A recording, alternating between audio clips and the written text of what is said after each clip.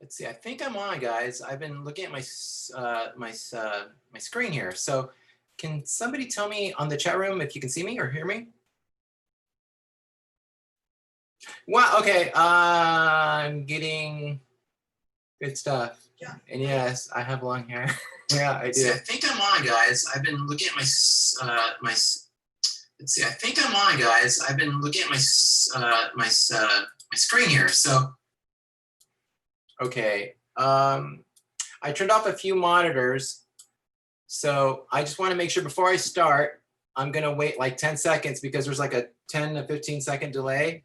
So I'm going to wait like 15 seconds and then I'm going to say something and then I'll look at the chat and you guys say, yes, thumbs up, you can hear me. And if everything's good, we'll go.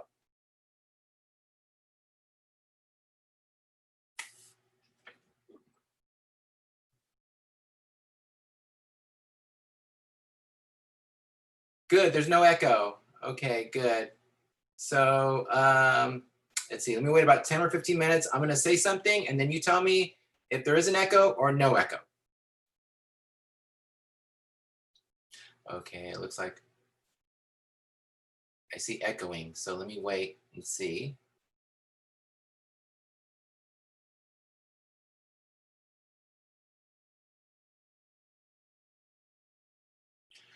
Good, okay, I'm getting a lot of thumbs up. So good. So with that, I'm gonna set up my camera here and put it in the middle. And that's it. So let me just hold on. Aaron, I think I'm good. Okay, good. So with that, guys, first off, I want to apologize for the technical difficulties. This is kind of all new to me. So I'm doing this through Zoom to use the share screen feature, but I'm broadcasting live to YouTube. So there's that link and connection, which is kind of off, and I had some trouble doing that. So in any event, I'm on. And first off, I want to say thank you guys for connecting with me and sharing this afternoon, the next 2.5 hours.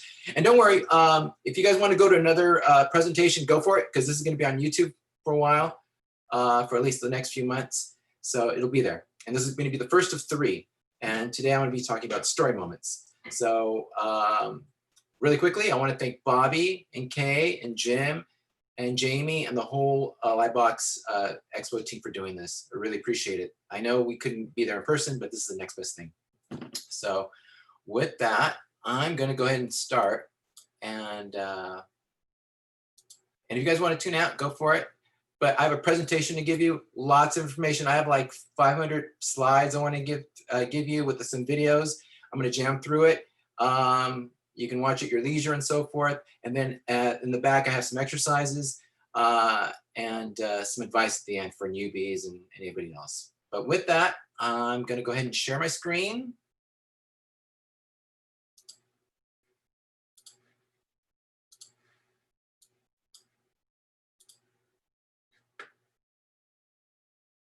All right. So here we go, guys. Thank you. This is Lightbox Expo. So today I'm going to be talking about story moments and stuff. Stuff is my catch-all for anything because I didn't know what to call it. So it's called story moments and stuff. So hello and welcome. So I'm going to tell you a little bit about myself, how I got into the industry, what I'm doing now, and what I hope to do later. So this is me when I was a kid.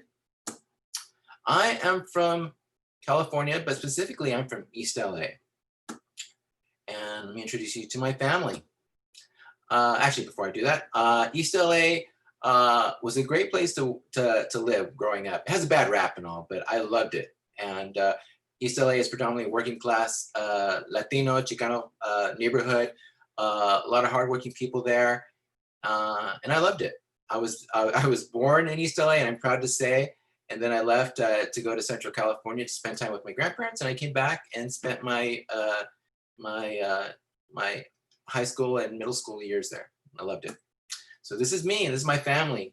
So I'm the oldest of 3. That's my dad and my mom. My dad was a gardener for Forest Lawn Memorial Park in Glendale. So he worked really hard working at cemeteries, cleaning yards, and so forth. And my mom was a seamstress, and she worked in the garment industry in downtown LA.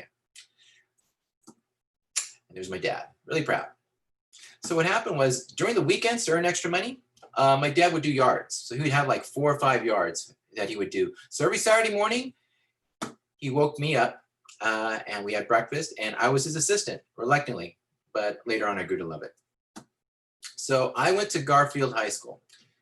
So Garfield High School is known in the movie Stand and Deliver. It portrayed Jaime Escalante, who was a really wonderful and awesome math teacher. And long story short, he was teaching calculus to, before was a high school that really didn't have anything beyond, as I understand, anything beyond algebra. So he taught calculus in hopes of a small group of students would take the AP calculus test. The AP calculus test was just this really difficult collegiate level test where if you passed it, you got like marks from 1 to 5, 5 being the highest, and you got college credit. So it's a great movie, and Edward James almost nailed Jaime Escalante. It was great. What little people know is that in the movie Angel, who was considered like the bad guy, he was actually modeled on my character, on me. And I am lying. I'm actually bullshitting. I actually play Pancho, the most confused guy who barely made it. That's more like me. So I graduated in 1984. And in 1984, the top movies were Beverly Hills Cop, Ghostbusters, The Karate Kid, Purple Rain, and Splash. You see how young Tom Hanks is? All right, top songs during this time were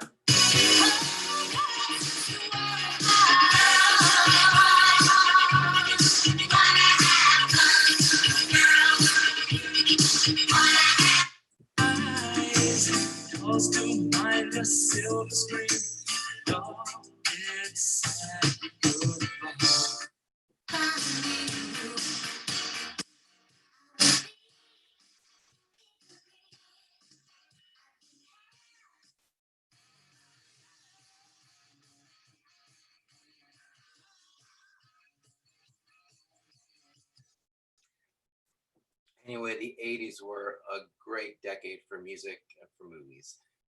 Top animated shows during this time in 84 was The Muppet Babies, Super Friends, and a show called Snorks, which I never saw, but it was very popular then. But what I always gravitated towards was the vintage Warner Brother cartoons. Loved them, and I still do. So in 84, I went to UC Santa Barbara, the University of California, Santa Barbara, which was about 90 minutes north of Los Angeles. And the actual campus is in Goleta, California, which is 10 miles north of Santa Barbara, but it's called UC Santa Barbara. And it was a great school. It was known as a party school, but it was a hard school, and I loved it.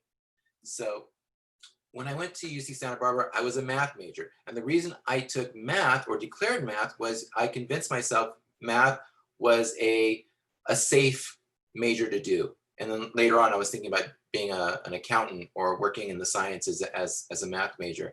I did this because I just thought I needed a safe job. So I approached math.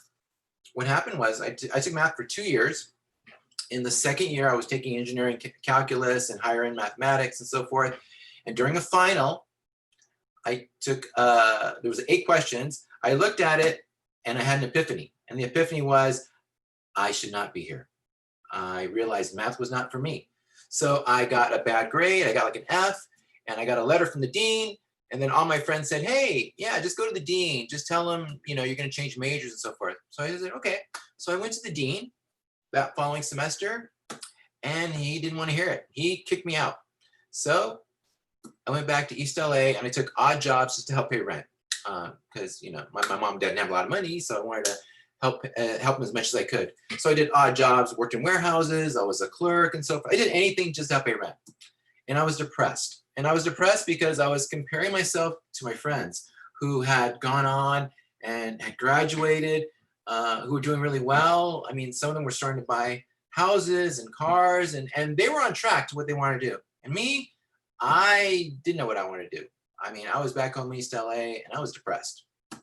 So what I did was I went to East LA College, and every Wednesday from 7 to 10 at night, I took a life drawing class. And I did that to cheer myself up. And those 3 hours in that week, every Wednesday night, was a saving grace. I loved it. So what happened was after 3 years, I had enough credits to go back to UC Santa Barbara. And it was there that I declared myself a studio arts major. A studio arts major was the kind of like the equivalent of a fine arts major, you know, a little bit of sculpture, fine arts, painting, drawing, and so forth. While I was there, I worked for the school newspaper, the Daily Nexus. That was an awesome experience. I met my wife there on my senior year. That was awesome. And I graduated. I graduated when I was 25 years old. So I was really happy. I finally did it. So what happened was about this time, the Lion movie came out. But what really got me excited was The Art of Lion King. This was like one of the first of the Art of books coming out. And this was really well done, produced. It was really bigger than the normal Art of books that you have now. And I had an epiphany looking at this. What I got excited about was all these rough, loose drawings that I saw on the pages. And I had a disconnection formally because I thought animation was fine line drawing. But I had an awakening, like, oh my gosh, there's so much more to it. There's like the rough drawings and the sketches and all this rough stuff that had energy and meaning. And that's what got me excited because my art kind of resonated to that. So I was just really excited. And I said, you know what? I want to do that. At this time, I was working for the gas company in downtown LA. And during that time, during the Art of book, there was a whole bunch of credits. And I saw one of the artists, Tom Enriquez. And I was like, oh, okay. So what if I give him a call? And I got to tell you, this was before email. So you had to cold call people. So I called the switchboard operator at Disney and they connected me to feature animation. And finally, they connected me to Tom. And to my surprise, he picked up. So how it went was I called him and then he answers, hello? And I'm like all nervous and excited. I'm like, hi. And then we were there for like a good hour and he was talking about what he was doing in the industry and how exciting it was and how, you know, they have the opportunity to craft stories and do all these drawings and so forth. And I got really excited. What happened was, this was during my lunch hour. And then I realized as the hour passed, I was like, oh gosh, I got to go back to work. So I told Tom, sorry, Tom, I got to go back, but thank you so much. So Tom was really nice. Then I hung up and I was happy. And I was happy because I finally connected to somebody in the industry and he had such nice, encouraging words. And I just felt like, yes, I could do it. So what happened was I had called all the studios at this time.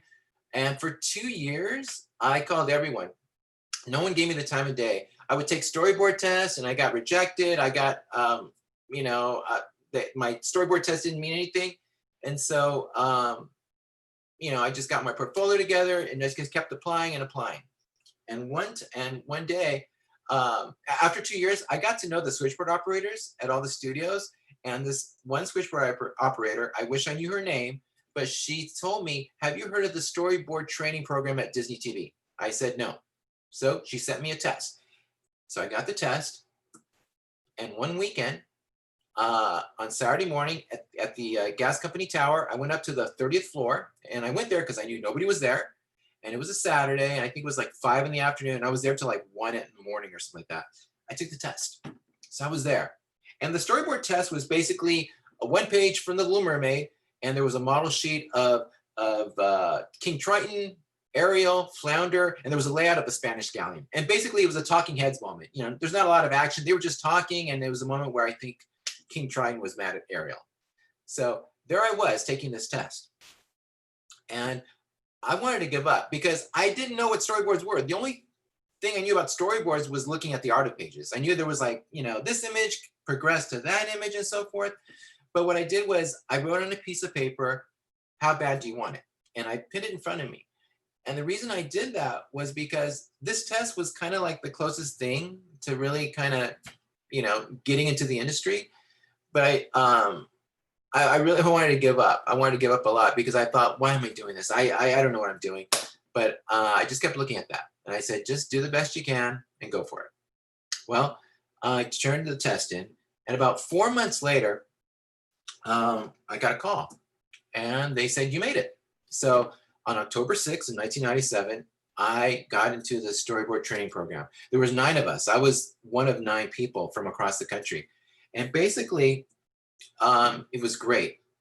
It was art school, kind of meeting film school, and it was basically a 1-year program where they paid you. At this time, 1997, you got paid $850 per week, which was awesome. And basically, you took live drawing classes, storyboard lectures, film studies, anatomy lessons, acting and improv, and you were mentored by professionals who would teach you storyboard. And the whole program was based on them teaching you storyboards, kind of in the Disney way. And at the end of the year, they would hire you. And it was awesome. And this was October.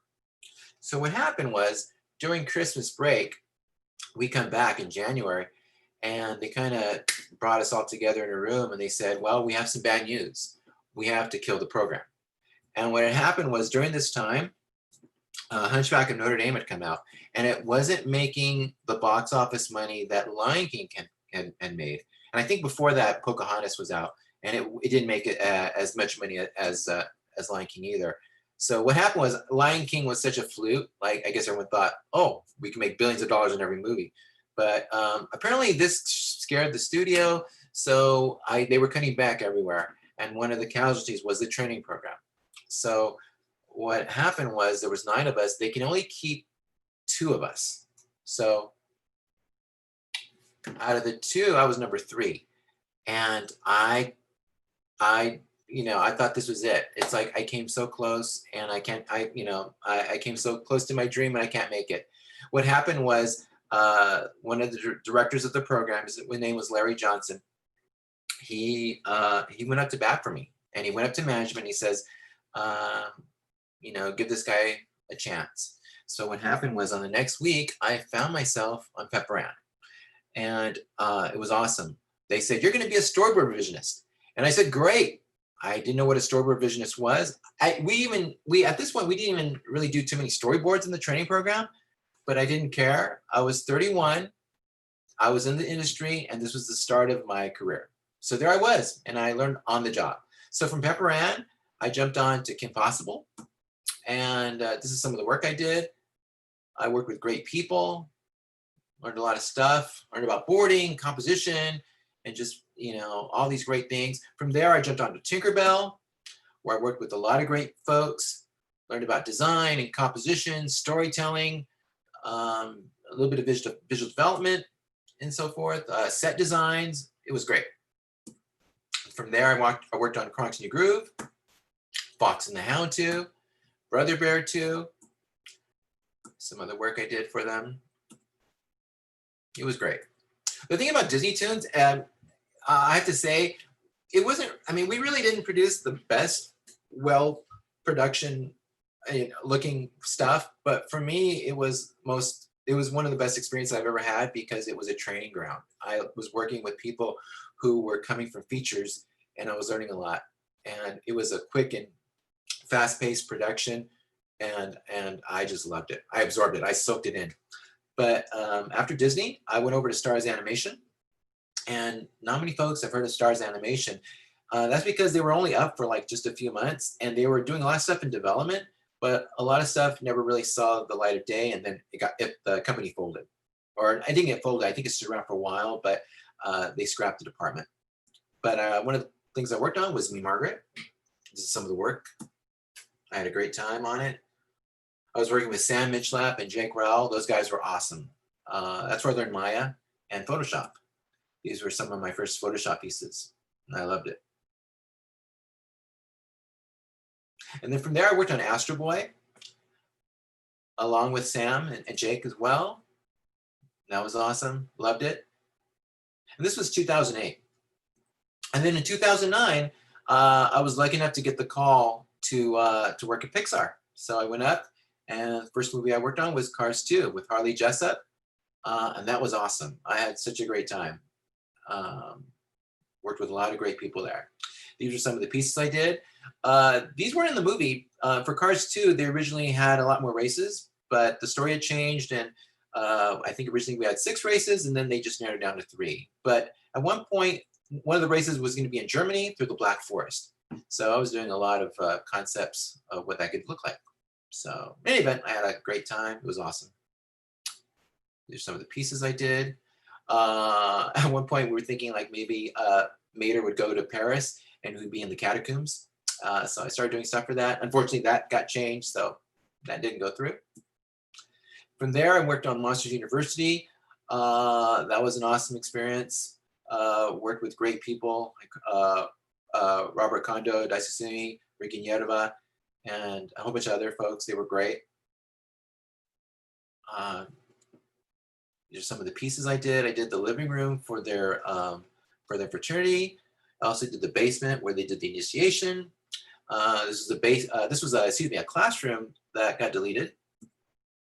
From there, I worked on Inside Out. That was awesome. These are some early development paintings of places in and around San Francisco. This was based somewhere up in North Beach as you're heading up to Coit Tower. These some early other set designs. Her backyard, Riley's backyard. This was an early painting for Dream Theater. Here's a sketch for what that might look like. And then I was lucky enough to work on Coco. Coco was an awesome experience. So there this was like my first character design kind of gig, because I was normally used as a set designer and then storyboards, but we were brought on. It was a team of us, and it was just amazing people, awesome people, and working with Harley, and we just all had a crack at doing like early exploratory character designs. And these aren't really based on specific characters in the movie. These are just like generic characters of musicians and skeletons and just background folks. But it was great. We were just basically, our direction was just kind of explore the look and the shape of these characters, explore if they had clothes on, explore both sexes, male and female, young and old, do they have facial hair, find ways to find how they can emote and express, and see how many ways we can get like variation of shape. So these are all loose and crude, but I have so much fun. I learned so much. It was awesome. It's one of my paintings I did when Miguel was leaving the church. And so what happened was 2014, I got laid off from Pixar, and it was a blow to me, because I actually thought I was going to retire there, or just stay, at least at the very least stay there a very long time. And I loved it there, and I met so many great people. But unfortunately, I think it was a business move and so forth. They laid off about 50 folks, and they laid off 5 from the art department, and I was one of them. So I was pretty much, not devastated. I was just kind of like, what am I going to do? What am I going to do? So me and my family were ready to go back to LA, and we love LA. We're from LA, but we were making roots in the Bay Area. My daughter was starting school, and we were loving it. And we were like, well, maybe we can give it a go. Maybe we can work remotely, and I can do freelance. So I talked to 2 great friends of mine, Pascal Campion and Steve Sober, and they were really great friends, great buddies, still are. And they both kind of told me, like, you can actually make a living working remotely, and just it's a matter of just kind of keeping on radar and so forth. So I did. And one of the first jobs I took after Pixar was the Angry Birds movie, and it was a blessing. I loved it. I was working with Clay Cadis and Fergal Riley and Pete Oswald, and it was awesome. So I did this working from home, and I did set designs, early paintings, and it was such a fun project and such a great experience, and I loved it. I have to express here, the first 9 months on the project, I hated it. Not the project, but I hated the experience, because, and I'll just say this really quickly, I was working from home, and time management was based on me. When I was working for a studio, we had production managers who could help us lay out the schedule.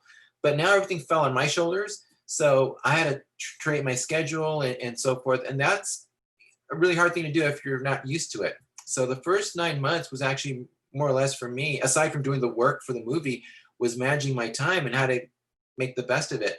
But I realized after a while that I loved it, and I loved it for a lot of reasons. 1, I had more time with my family.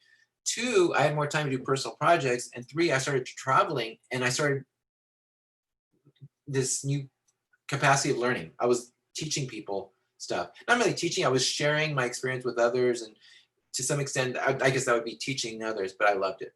So anyway, I'm gonna talk about that later. So anyway, these are more sets I did. I'm gonna just quickly go through this. I'm sorry, I have to make up time. But this is some of the stuff I did. I did vehicles. I worked for Google doing a VR project. That was awesome. It was a great experience working with Tuna Bora and the whole team there. That was awesome. Style of the show we did, some backgrounds we did for them. These are all huge panos because when you're working in VR, everything is pano because things wrap around you. So you have to work in a long, skinny frame. Then I worked with Duncan Studios with Ken Duncan and Chris Wabb and the whole team there. Those guys are awesome. And then from there, I worked at Illumination Entertainment, and I was working in their commercials unit where I was doing storyboards. And you know, I was doing stuff that wasn't necessarily in the movie for How to Train Secret Life of Pets, excuse me. But I was doing storyboards for commercials that would kind of promote the movie. So it'd be something like this. There's a close up on the old dog. So you realize it's a wide establishing shot of the living room. There's a coffee table that's broken. You see the old dog on the top, and he rolls down like Evel Knievel, and he goes up a ramp, and he flies over the crowd, and the crowd's cheering, woo, woo, woo. And then he flies out the window. And then you cut to the animals, and they're like, what? They're all concerned. And then they run over their point of view as they look out the window. And you see the old dog. He's on the canopy there. I made it. They go wild. Anyway, I did all these 30-second spots, and it was fun. And then from there, I worked on Sony, where I worked on the Emoji Movie, doing some storyboard sequences for them there. And I did a little bit of Hotel Transylvania 3. But was really just remarkable as well was working on the Spider-Verse. And that was an awesome experience. And I did some, a few sequences that had changed since the movie, but it was just a great experience overall working with the team there. These are just some storyboard panels that I worked on. So yeah, cut through there. And then after that, I was just so fortunate to work with Warner Brothers, and I worked with Michael Krinsky and the awesome team on the Scoo movie. And that was a great experience. Did such fun things on the show. It was a great project. This was Shaggy's, we had a scene where we were in Shaggy's mind, and Shaggy had this kind of dream where he was in a sugar heaven, sugar utopia. Unfortunately, that got cut out. Here's some other stuff we did. We were supposed to do something with Captain Caveman, but unfortunately that got cut from the movie, but that was really fun to design. There was a part as well where the gang was gonna go scuba dive into this galleon. That got cut. And it happens, you know, sometimes you work on something, you can't control it, you know, story changes, but you can always put in your portfolio. This is early stuff of young Shaggy's bedroom. And the whole idea was young Shaggy's kind of like a scaredy cat. So, you know, late at night, you know, the lighting can play tricks where you got scary up lighting and so forth. You know, so he gets easily scared by anything in the room. And currently, right now, I'm working for Alcon Entertainment, and I'm working on the Garfield movie, and it's directed by Mark Dindal, who directed the Emperor's New Groove and Chicken Little, and it's awesome. I love it. And my production designer is Pete Oswald, who I worked with on the Angry Birds, and he's awesome. And so I've been lucky, and that's what I'm doing now. And aside from that, when I'm not doing that, I currently live outside of San Francisco, and I'm working on a book. And I'm working on a book on a cat. And these are just some images that I have of the cat. So he's kind of like a cosplayer, has a vivid imagination. He's kind of like a geek like us who likes art and drawing and just traveling, and occasionally, you know, he likes to drink. He likes to go to museums and draw, and so forth. And these are just other characters I'm working on. But anyway, this is a book I've been kicking around, and I'm hoping to finish very soon. Some early story moments and so forth. So yeah, so aside from all that, I've just been very lucky, like I said, to travel. And I talked to a lot of schools, a few studios around the world. I've been so lucky enough to go to Viborg, Denmark, and go do classes for the animation workshop. This is such an awesome school in this beautiful little place like it seems like in the middle of nowhere, but it's such a great school. As well, I've done stuff for Bobby for Schoolism, just doing like workshops all over the world, and that's been awesome. And I've also gone to Italy, and I've talked to the Nemo Academy there. Those guys are awesome. Luca and Francesco and the whole team there. Those guys are great. So that's what I've been doing on the side. I've been lucky enough to travel and teach and talk and share. So that was just a long version of where I came from, what I've done, and where I'm doing now. So I'm going to talk into story moments, and you know what? I just remembered. I'm going to stop sharing, if I may.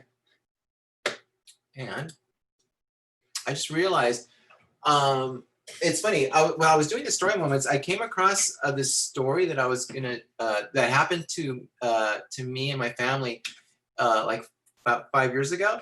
So what happened was, bear with me, but it's kind of funny.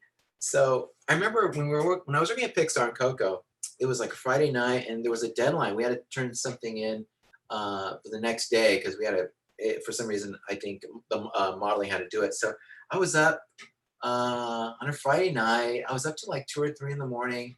There was a thunderstorm. You could hear the rain and the thunder. It was kind of eerie, and I was working on this kind of like eerie set at the time. So anyway, it was late at night, and so I go to bed. I'm really tired. So on Saturday morning, I woke up late. I slept in, and what happened was sunshine was hitting my face, and I was like, "Oh, what's that?" So I opened the windows, and the sun was out. It was a beautiful day. Like after a thunderstorm, it's all wet and scary, and the next morning, everything's crisp and clean, and the sidewalks are wet, and everything just seems so blue. So that's what happened, and I just smelled eggs, bacon, and chorizo. And I love chorizo. If you guys don't know what chorizo is Mexican sausage with scrambled egg mixed in, and I love it. So I smelled that. And so I woke up, must have been like 11 or 12, and I woke up out of bed, and there I was looking at my wife and my daughter, and they had just made breakfast. And I was so happy. I was like, oh, there's nothing like waking up and breakfast is waiting for you. So I wake up and I go to the kitchen. So we have a great view of, I forgot to say that we lived in San Francisco, and we live somewhere near the center, near Rushing Hill, and we have this great view of the Golden Gate Bridge, and it's just a great view. On a beautiful day, you can see it. You can see Alcatraz and so forth. So what happened was, we could see out the window. We're all toasting. It's a beautiful day. Sun's coming out, and it's just bright and it's cheery. And I'm happy. I just finished the sequence and so forth. I'm like, oh, wonderful. So what happened was I get a text from my friend Mark, who I hadn't seen before. We used to work at Pixar, but since he's left, he says, hey, I'm in town. So I'm like, oh, I got to go see him. So he says, come meet me at Starbucks down the street. So I'm like, all right. So I tell my wife, like, hey, I'm going to go see Mark. And she says, yeah. So I kiss my wife goodbye, and I'm taking a walk down our block. And there I go. And I remember, everything was so crisp and clean and everything. And this I can forget. But I'm walking down, and all of a sudden, I kind of see this car from the back, and it's just kind of going slow. So I didn't think anything of it, but I remember as I'm walking down the hall, or down the sidewalk, the car's getting closer and closer, and then I keep turning around, and it's going really slow. It's not like going super fast. It's like at a crawl space, and it's like a big black car and everything, and you can see the driver because the windows were tinted, which is weird because in California, that's illegal. You really can't tint the windows, but I couldn't see the driver. But this car's going really slow, and I'm like, all right, didn't think anything of it. So I keep walking toward the corner. So I'm approaching the corner, and all of a sudden I hear, so I turn around, and this car had finally parked on the curb. And it was a big car. It was like a Lincoln Cadillac. It was black. Again, windows, couldn't see anything. And anyway, the car lowered and came up. And as it came up, you saw the driver, and he opens his car door, and he stands up. Big guy. He was like, I don't know, he was like 6'5". He was like football player, rugby size. He was wide, tall, bald, and he was dressed in black, like he had a black suit. And he says, where's my cat? And I'm like, huh? And then he slams his door, and he's angry. He has his fist, and he goes, where's my cat? And I'm like, huh? And I'm looking around to see if he's talking to anybody else, and I'm the only one. So I didn't know what to say. And I said, sorry, sir, I don't know what you're talking about. And he says, yes, you do. And he gets all mad. He gets more pissed. So anyway, he steps on the sidewalk and he keeps walking toward me. And he's walking toward me. I'm going like this. You know, the guy's tall. And so I'm looking up at him. He's looking down and he's got his finger and he's like, "Where's my cat?" And I'm like, "Sir, I've no idea who you are. I've never seen your cat. I'm just going to see my friend down the street." And he got really more pissed. So he says, "Liar." And he gets his huge hands and he puts on my collar, pulls me up, and I'm like, "Oh," and there I am. And then he says, "Where's my cat?" And I'm like just hanging there. I'm looking around if anyone sees me. And I see my friend, he's coming out from Starbucks. He's about to cross the street. My feet are dangling and I didn't know what to do. So there he goes, "Where's my cat?" I'm like, and that's it. And the thing is, that never happened. That whole story I just told you was fiction. That never happened. But that was an example of telling a story. Now, when you tell a story verbally to people, what it is you're trying to put other people in your shoes. You're trying to share your experience with others. And when you verbally say it, you say it with hand gestures, pantomime, you get animated. When you're talking, you're talking with loud words, you do whispers, and then you get louder when you want to amplify something. And then sometimes you do pauses, da da da da, da da da, to build some suspense or to have things anticipate to something. Anyway, this is how we talk or share stories. Now, as story artists, as visual designers, we have to do that verbally. So we're not there to explain it. We have to use other tools. And what we do is we use composition, lighting, color, and performance. The performance, the action and reaction of the characters in the set and how they're responding to their situation. That's what we do. So let me go back to share screening, and I'm going to share what I did. So if you bear with me. So my story, let's go back to the beginning of my story. I told you I lived in San Francisco and I lived on Russian Hill. Now that is very fictitious because there's no way I could afford a house in Russian Hill, let alone anywhere in San Francisco, okay? You see the rents and the housing, it's crazy, very fiction. But anyway, I said there was a view of the Golden Gate Bridge. And most of the older houses are Victorian in style. So if I was to tell the story visually, this would be the first image, right? So you'd see a house, you see the view, kind of a establishing shot of where we're at, a neighborhood. So you see the exterior of a house. And it's kind of a beautiful day right now. And that'll play into what I'm going to tell later. So I told you I was up late at night. So there I am, I'm sleeping in, and I have just a hint of sunlight creeping in. It's hitting my face. And then I told you new information. The new information was I smelled chorizo and bacon and sausage, and my wife and daughter were making breakfast. So there I am, and the new information is that I see them making breakfast.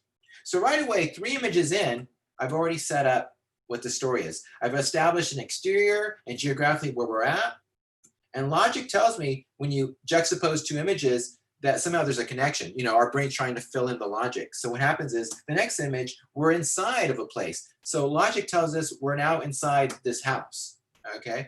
So there I am, and the new information is I'm there asleep in my room, and there's the sun peeking in. Okay, third image, third information is I smell bacon, sausage, my wife and daughter, breakfast. Okay, and then we're greeting the day, right? So we're all happy and just having a good time and cheering. So basically, in addition to the information, I'm also giving you cues as far as the emotion, the emotional states of the characters and the people inside. So here we are, we're smiling, we're cheering. Okay, new information. The new information was I got a text from my friend. Okay, so I could have done this where maybe the camera, you're looking at me reading it. So face front, but then another viewpoint would be you seeing the text, because this is all visual medium, so I wanted you to read the text with me. So it's an over-the-shoulder shot. You see what's on the phone. So I'm going to take off. I say goodbye to my wife, and there I go. So right away, we're changing the story. We're going on a journey. Geography, we're changing. We're now going A to B and C and so forth. So we were inside the house. We're now going outside. So there I am. I'm happy. And there I am. Okay, new information. I want to introduce the driver. Now, I could have shown the driver face front. I could have shown the outside of the car. But what I did was I composed this so that way the camera's inside, and that way you see me through the windshield. And so I'm kind of small. I'm almost trapped in the windshield, so to speak. And then I want to get a hint of the mood. And basically, the hint is I want to create some mystery with this driver, and he's not too happy. So basically, the one composition I chose was doing this. You could see him through the rearview mirror, where he is not too happy that I'm ahead. So now here's this two shot, and I'm building more suspense here. The suspense is you, the viewer, know that the driver is behind me, but I still don't. So there I am, I'm happy, and there's the guy, and he's creeping. Okay, so now I'm building a little tension and conflict here. Now I'm aware of the car. I turn around, and my mood has changed. All this time I've been happy, right? But now I'm like, huh. Okay, so there's that moment where I'm in the corner, and then the car is about to park. So, and I wanted to juxtapose the height of the car with me. So this is a very low angle, and I just wanted to kind of suggest like encroachment, like he's right there, right near me, and just the contrast of sizes. So there he is, almost filling the screen. He's all dressed in black, and he says, "Where's my cat?" And from there, I want to do a two shot, another two shot to show the contrast of sizes. There I am, small.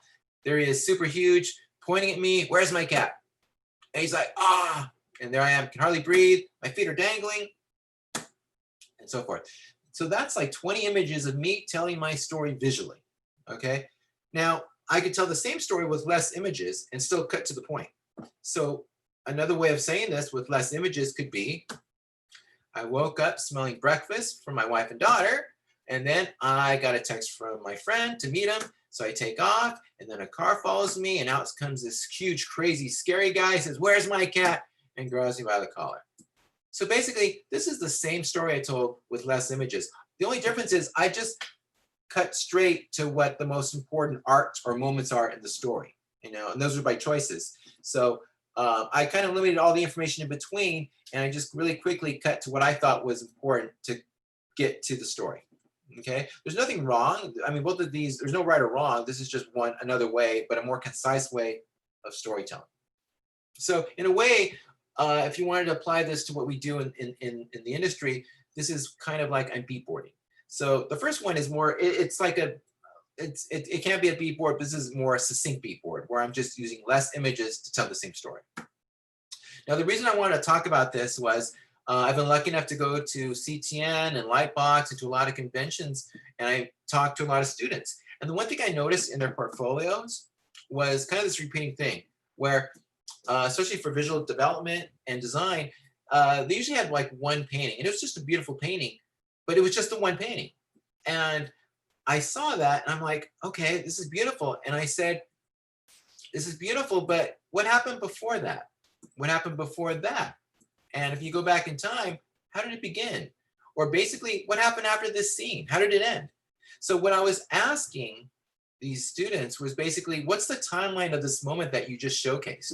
Because you just give us one, but it's like, well, there's opportunities to showcase more. So that way you can showcase more as a designer, what you can do with composition and performance and color and contrast and lighting.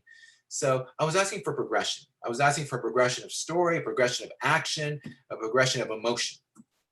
So basically, for an example, say we wanted to say, cut to this scene here, and we wanted to say, have that liberty to move the camera around. So that way within this scene, we can see different camera angles and possibly create different points of view, different angles, different scenarios, different possibilities. So here's this one starting angle, and say we do over the shoulder over the dragon looking down at the hero, okay? And this way we can amplify that the hero is so small and he's almost insignificant, just almost really, you know, the odds are against him. Or what if we do the camera over the shoulder of the warrior, and then, again, we can play up the scale of this dragon, really huge. We can get poetic and we can start doing a two-shot, same over the shoulder, but now we can play with reflection, and we can just kind of, you know, showcase little beautiful opportunities to showcase the same thing. Maybe we can cut to close-ups of the characters, so that way we can see them thinking, reacting, and we can show on their face, and maybe there's a moment of determination, or they're worried, or they don't, you know, what they're thinking about. Maybe we can get creative, and we can compose our characters within spaces, negative spaces, and in a way, use it as a metaphor as though they're entrapped. They have nowhere to go. Maybe, see, all this time they've been in a standoff, right? But maybe we have points of action, things that are happening, where maybe there's a burst of fire, there's a fist being thrown, something being, something happening. Maybe the chase has begun. Maybe we have that high impact moment between the two where the soldier has to hurl his sword and finally kill the dragon. And here I'm making dramatic because in the back I have this lightning shooting out to make it and to play out the whole moment. And then there's that moment of defeat where maybe the dragon's dead and you see his head in the foreground, the scale of the head, and on the top you see the victorious warrior and he's looking down. Maybe he's closer to camera. Or better yet, maybe he's now on top and we're kind of making him bigger than the dragon now. And we see blood, he's now defeated the dragon.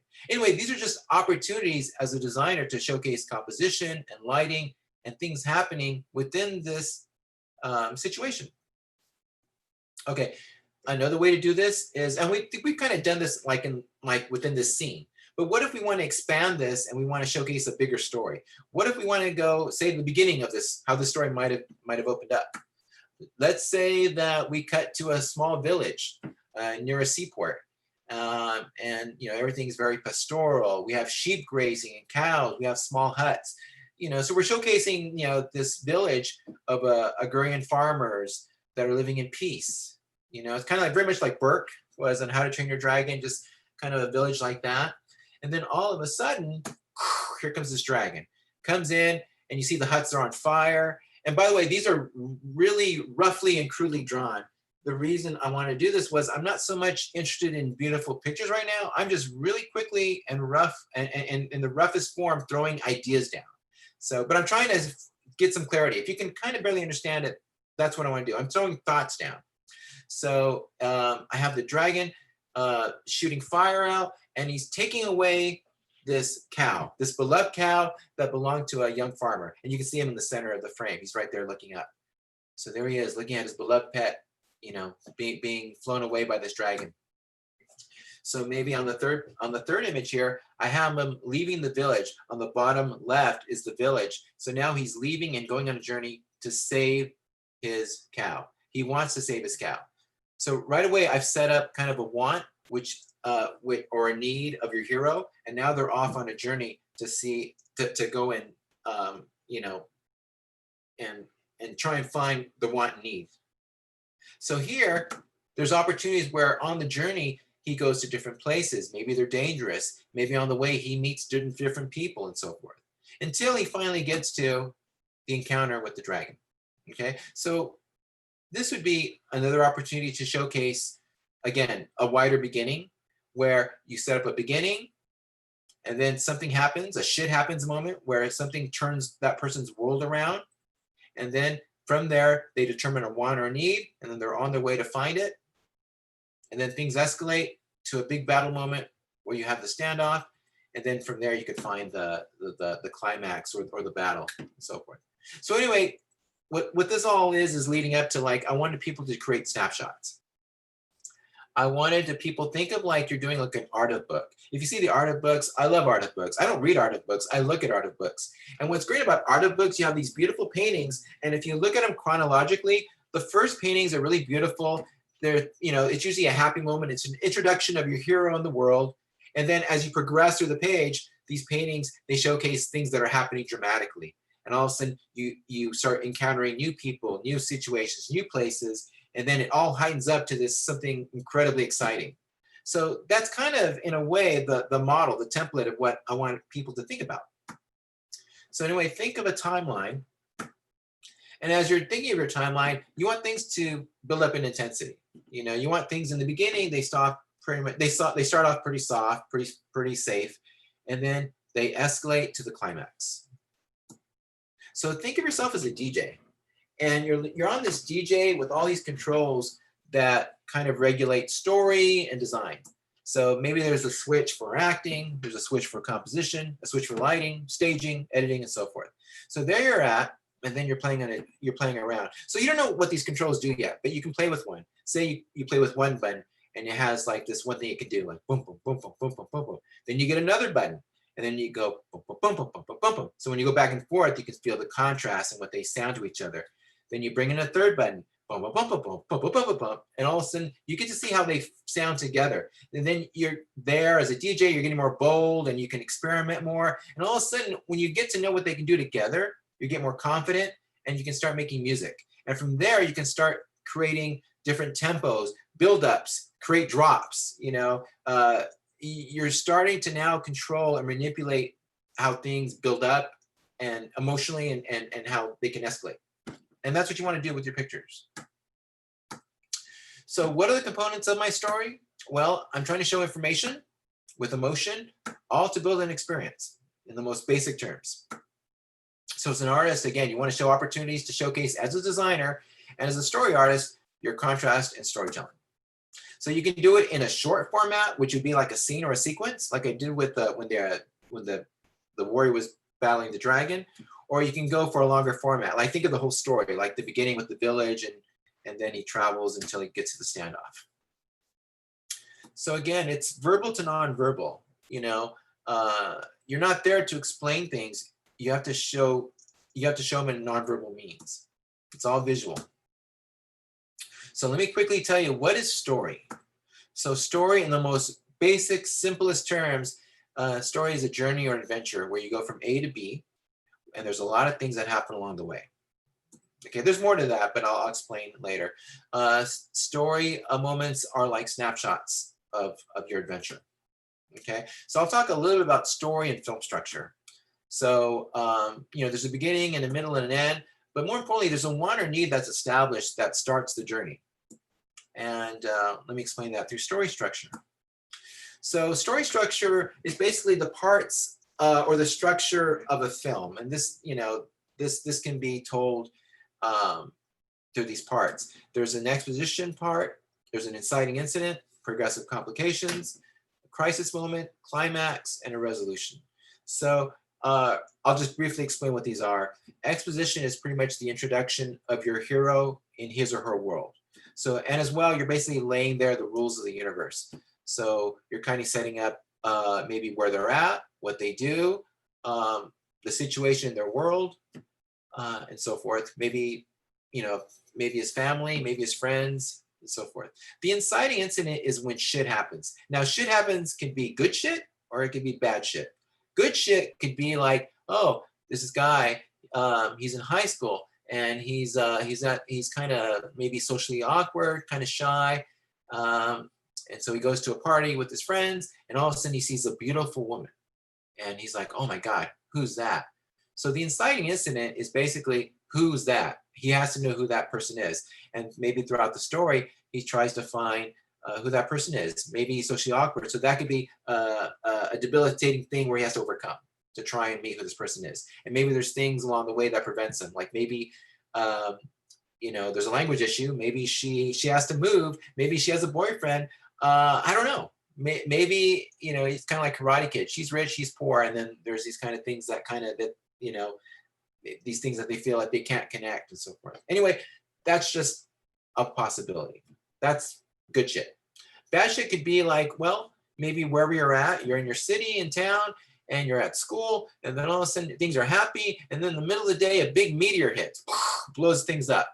Everything's on fire. There's ash falling from the sky, and there's huge destruction and fire. So basically, your want and need is staying alive, and just to amp up the moment, just to showcase that you have to be somewhere, maybe you have a pet at home, and they're alone. So now the want and need is to go race back home and make sure they're okay. So there's a little journey there. So now you have to overcome fire and maybe broken roads. The communications are down and so forth. Anyway, that's another way. Meteor hits. It could be a self-debilitating condition. Say like in The Theory of Everything, where Stephen Hawking, maybe he's when you show him young and he's at the prime of his life. He's a young scholar, bright genius, doing this paper. He's about to discover these new and exciting new theorems and so forth. But all of a sudden his physical condition is really challenging what he can do. So throughout the movie, he has to deal with that. So again, there's many ways, many conflicts, many inciting incidents that can happen that can propel the journey and establish a want or need. Now, the progressive complications are all the shit that's in front of you that makes it harder for you to overcome or establish or want or get to the need or the want. A crisis moment is usually when the hero, he or she overcomes self-doubt and they can progress. The climax is the big battle, and the resolution is the new world order. What happens after that? Do they live happily ever after? Okay, so basically this is all based, this can all be used as a story spline, where in a story spline, you're creating prompts for causation, for things to happen. So once upon a time, and then every day until one day, and because of that, and because of that, and because of that, until finally, and since that day, the moral of the story is. So basically, these are just prompts that kind of mirror what you were learning in story structure. You know, once upon a time and every day could be your exposition. That's like the introduction of your hero and his or her world. Until one day is that big exciting incident. You're establishing there the big thing that rocks a person's world, and from that you can get a want or need. And then because of that, because that, those are all the things that make it harder for your hero to get what they want. Until finally is that moment where maybe the hero has to make the choice, and then they finally look at their obstacles head on, and then they have the big battle, big moment of truth. Then there's the resolution, and since that day, and then the moral of the story. That's the theme of the whole story. Once all the things are presented. So think of story structure as like a movie trailer. Okay, again, it intensifies and it gets to the climax. So again, for components of visual storytelling, it's performance, which is acting and reacting, using composition and camera, also using lighting, all to give information, and again, with emotion. Okay, story beats. So what if, it's all about what if. Story beats, again, are just kind of like a succinct way of telling a story. It's not really storyboarding. You're just using images that are kind of fast-tracked through time, and you're just presenting the most important parts of the story, or at least those parts that kind of give information and clues to progress what's going to happen next. So it's all about the what if. Okay, so story beats are very much like a storybook, like what we saw as kids. So if you imagine Harry the Dirty Dog, you know, there's these beautiful pages when we're looking at storybook where you present the dog, and there he is on adventure, and he travels through the city and so forth. So this isn't really like real-time scenarios, but all these images are just telling you what happens generally after that. So you fast track through that. So beat boards versus storyboards. Okay, storyboards are telling the story in real time with many images, and beat boards are just, again, the ones that kind of brought. They only show the most important things. I'm going to show this example from Norman LeMay. Norm is an awesome storyboard artist. He's like one of the best in the industry. So what I'm doing is, and I hope it's okay, I'm using his examples just to showcase this. If you ever have the chance, definitely check out his work. He's awesome. So anyway, this is a real example of a storyboard. So you cut to a feet of a kid, you pan up, and there he is. He's walking, and then all of a sudden he bumps into somebody, and he falls back. So you have an over-the-shoulder down shot on him. Shadows are growing. Then he turns around, and then you see the charm on his neck, and it's starting to light up. And it's activating. Then you see an upshot, maybe his POV on these three guys, these bullies, and they're smiling. And all of a sudden, the charm starts to grow bigger and bigger. You see that reflected on their faces. And they grow worried. They're like, huh? And then you cut to the charm. It's getting brighter. Okay, so basically that was just a little sequence just to showcase progression of images of something happening in real time. Now, a beatboard would definitely would succinctly tell this in less images. So say, for example, you establish that the little boy is bullied by these three bigger bullies, these three kids, and all of a sudden the thing gets activated, but you don't really see a close-up of the charm get activated. What happens is it perhaps activates him. So it kind of like he becomes like this Bill Bixby, like this Incredible Hulk. And he starts to transform into this huge creature, you know, the orange creature, and then he starts to face the bullies. So there you kind of fast-tracked what the story could be. Let's see, beatboards are like a montage. Okay, so these are examples of beatboards from the Goofy movie as done by Andy Gaskell, who's awesome. He's amazing. So these are just examples. If you guys remember the Goofy movie, you know, there's Max. He's in high school. He's trying to impress a girl that he likes, Roxanne. So him and his friends who are part of the AV club, they start to get into the controls, and what they're trying to do is they're trying to hijack or lock into the assembly. So there he is. At this point, it's not an assembly. He's trying to lock into like the school's communications service there until he gets in trouble with the principal. At that point, they start a journey. What happens is Goofy feels he needs to bond more with his son Max. So this is an opportunity for them to take a trip together. So there they are. You see the contrast of the journey. Max isn't happy about the journey. Goofy's loving it. And then from there, there's opportunities to show different tastes. Goofy loves, the quirky, going to the Possum Museum, whereas, Max, he wants to go something more modern, more where kids want to go, say the water slide. And again, there's opportunities to showcase, what they like, what they're feeling, hijinks and so forth. Maybe this encounter with a bear. In the movie, they encounter, I believe it's Bigfoot, but here Andy has them encountering a bear. So you see them. Here's opportunities for what can happen in that moment over the shoulder. Goofy and Max reacting. Maybe they're inside, they're hungry, they're warming up a can of Campbell's soup, chicken soup. There's the bear outside. Time has passed, and now they're all falling asleep. They're all snoozing. And then the story continues. Perhaps they're on an adventure. They see different parts of theme parks and so forth, and so forth. And there's a moment in the story where Max, he comes across the map of the adventure. And what he does is he changes the destination so that way they go, I believe, to LA to go see his favorite rock band. And so he does that. And then later on, he feels guilty about it.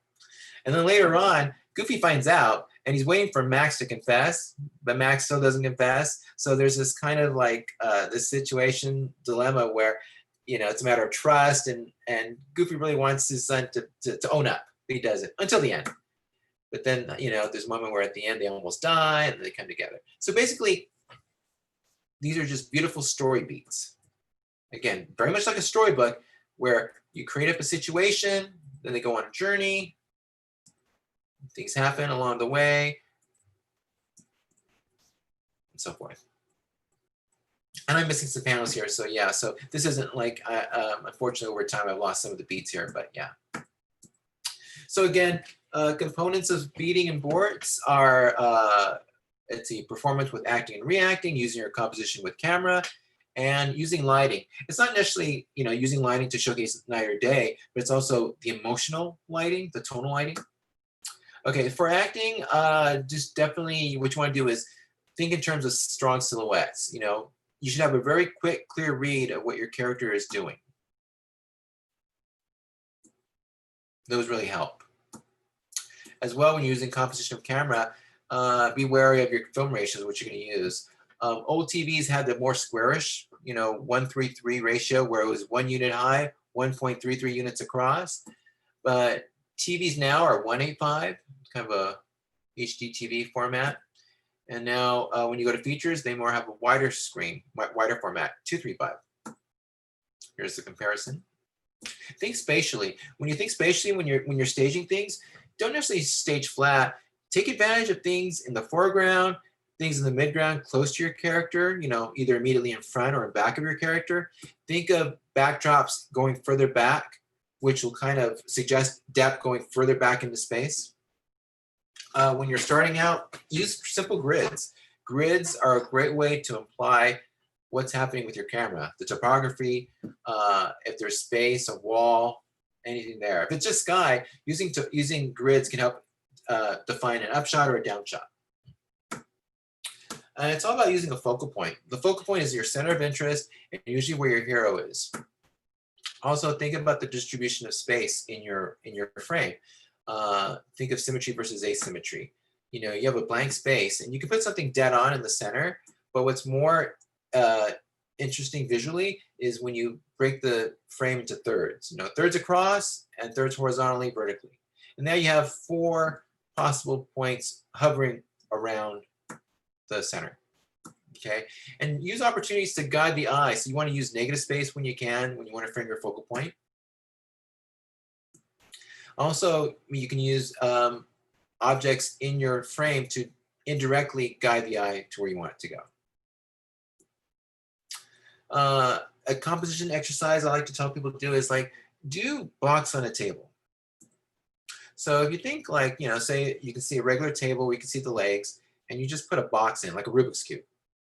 So let's begin with a flat version of this. So there's nothing wrong with this. Everything's symmetric. You see the box and so forth. But how many ways can we frame this? So what if we get closer? What if we're now on the top of the tabletop and then we showcase the box? But now we've had a lot of sky. So as you're going through these, you want to think to yourself, well, what's the information I'm giving, and what's the emotion? You know, what could this possibly be, you know, metaphorically? So maybe this is just, you know, a low angle, and now the box is looking up at the sky. So this could be a nice quiet moment. And based on the context of the moment, this could be like, with a lot of sky, you're showing the insignificance of this box to the sky. It all depends on what you're trying to say. There's no right or wrong. This is just another play on that, but now you're kind of swashing the sky and you're building up more area on the ground. Maybe you have the box symmetrically centered. So now he's kind of in command. You can have him to one side, but now he's evenly spaced, and he's evenly spaced with the negative space. So it's almost like we've kind of created this kind of dynamic where it's cut in half. Maybe he's slightly coming in and out of space. So maybe he's like peeking in. And then, you know, with size frame, you can create different ways of how to showcase this. Maybe the camera's low, looking up. So now this little box that was on a table now looks like a huge building. And with lighting, we can create different ways of how we feel about that. It could be ephemeral. It could be, you know, graphic. You know, you got backlight, make it more dramatic, maybe glowing and magical. You know, you can suggest temperature, haze, clouds, and so forth. You can even push the box into 3-point perspective and get this super huge upshot. So now it feels like this once small box now feels like a skyscraper. You're looking up at it. Maybe we can cut to one corner of that box, and now it looks like, you know, it's almost filling up the frame of the picture. It's almost like a close-up of his face. And then maybe we can play with the geography of the camera. We're looking down, so now it's a down shot. Again, we can play with the space, make it insignificant, small. We can move it around. We can place it symmetrically, cut to the corner. Maybe we move the camera so it's below the table. So now we see the position. Maybe the box is toward the edge. Okay, now we've created this kind of dynamic where things can happen. You know, things are on edge. So now things are kind of anticipating. You know, it could be kind of like, oh, is it going to fall? Is it not? Now with this angle, it kind of looks like, you know, is this box going to be suicidal? Is it looking down and so forth? Maybe do a reverse shot where the camera is above and we're looking down. Play up that scale. Maybe we have the box symmetrically even, looking at it, angled. Maybe we play with shadows. Maybe we play with lighting. So here, maybe is the box coming in to shadow or coming out of shadow? Is it shy? Is it hiding?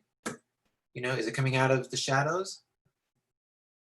So all of these can kind of build up an emotion, some kind of things you're feeling. Maybe it's in shadow altogether, or an open light.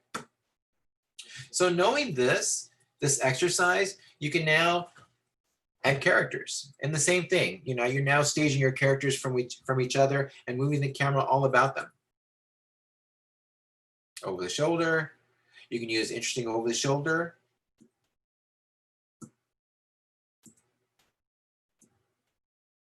We can provide intimate points of view. Here's an example of a big monster versus a little boy. So again, we can just move the camera around and see what opportunities we can do as far as composition and feelings we can get.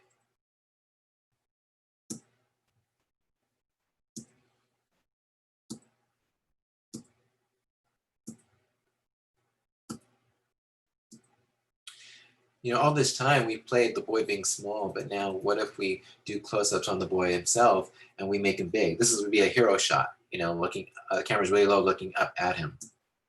And he's still defiant. You know, maybe the shadows are growing over his face, but he doesn't care. He's still defiant. Super low, looking up. Now he's a giant.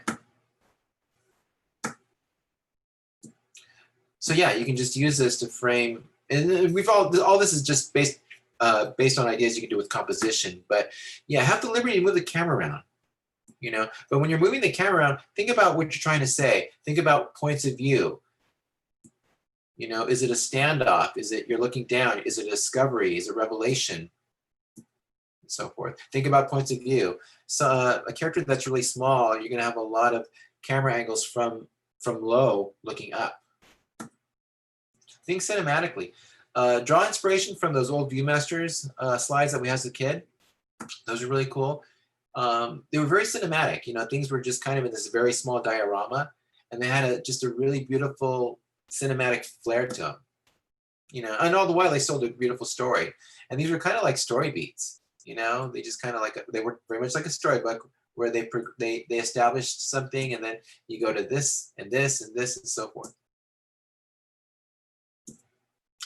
So when I started out in the industry, I was started storyboards, but I would go and I would check out the library that the Disney TV animation would have, and I would check out these old storyboards and layouts, and I discovered the work of Paul Felix, and he was just an early inspiration as to what got me excited about this.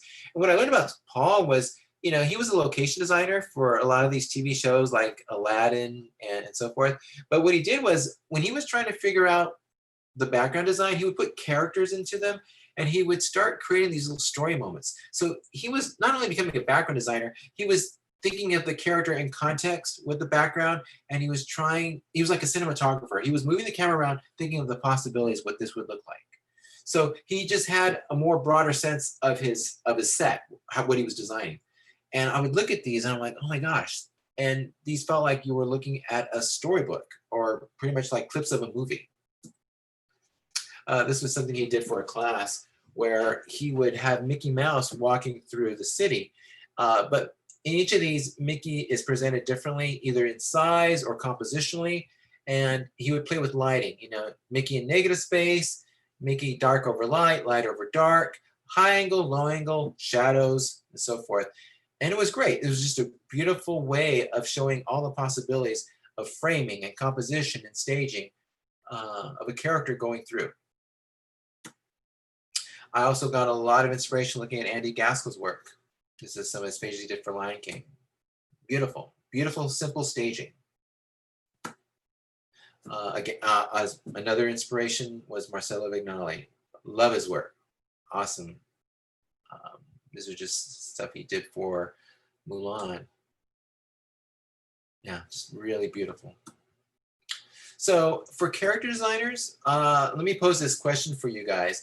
As a character designer, you should already have as a character designer, you should already know how to do main characters, you should already know how to do expressions, poses, turnarounds, as well as you should know how to do a lineup. These are things you should already know, okay? But what I want you to do is take that extra step and try and add context to your expressions and poses. Think of a simple situation. Okay, here's the reason. Character design is very competitive, okay? It's not impossible, it's just really hard. And I'm gonna break down the math to you. Say, for example, as we speak, right now, in this whole world, if we count all the shows that need a character designer, and that includes features, TVs, webisodes, streaming, commercials, shorts, anything. Let's just say there's 700. 700 possible positions that need a storyboard right now. Okay, 700. If you look at the credits, they always seem to use the same people. So not only is there 700 possibilities, it gets less because the same people is being used on another job, okay? So right away, there's not a lot.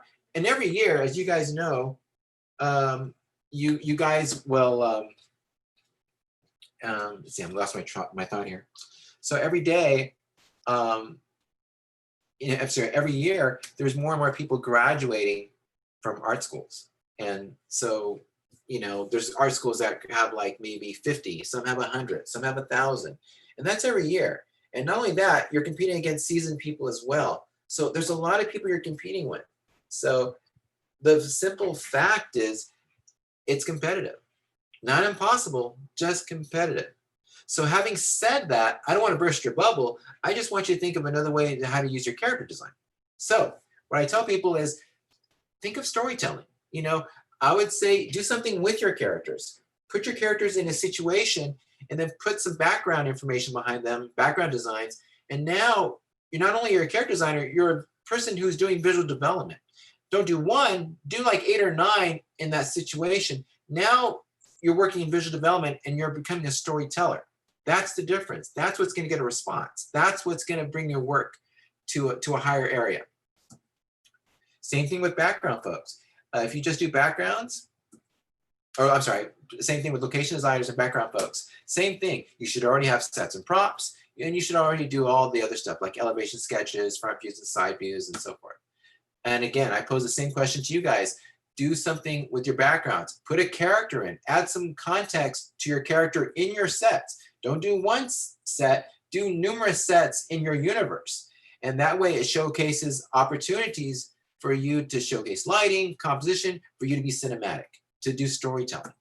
Okay, this is an example of Eric Martin's work. Eric Martin is an incredible visual development designer in the industry, and you should definitely look up his work. But this is stuff he did back in 2014.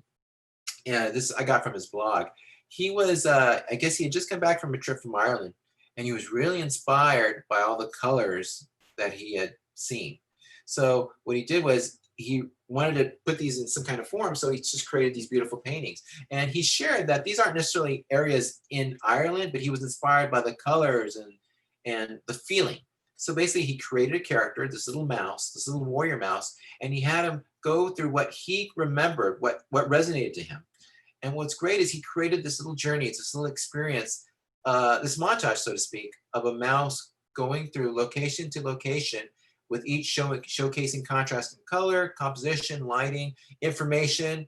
You know, maybe the hero has a moment of revelation, discovery, versus a moment of like, oh my gosh, you know, I'm in danger, and so forth.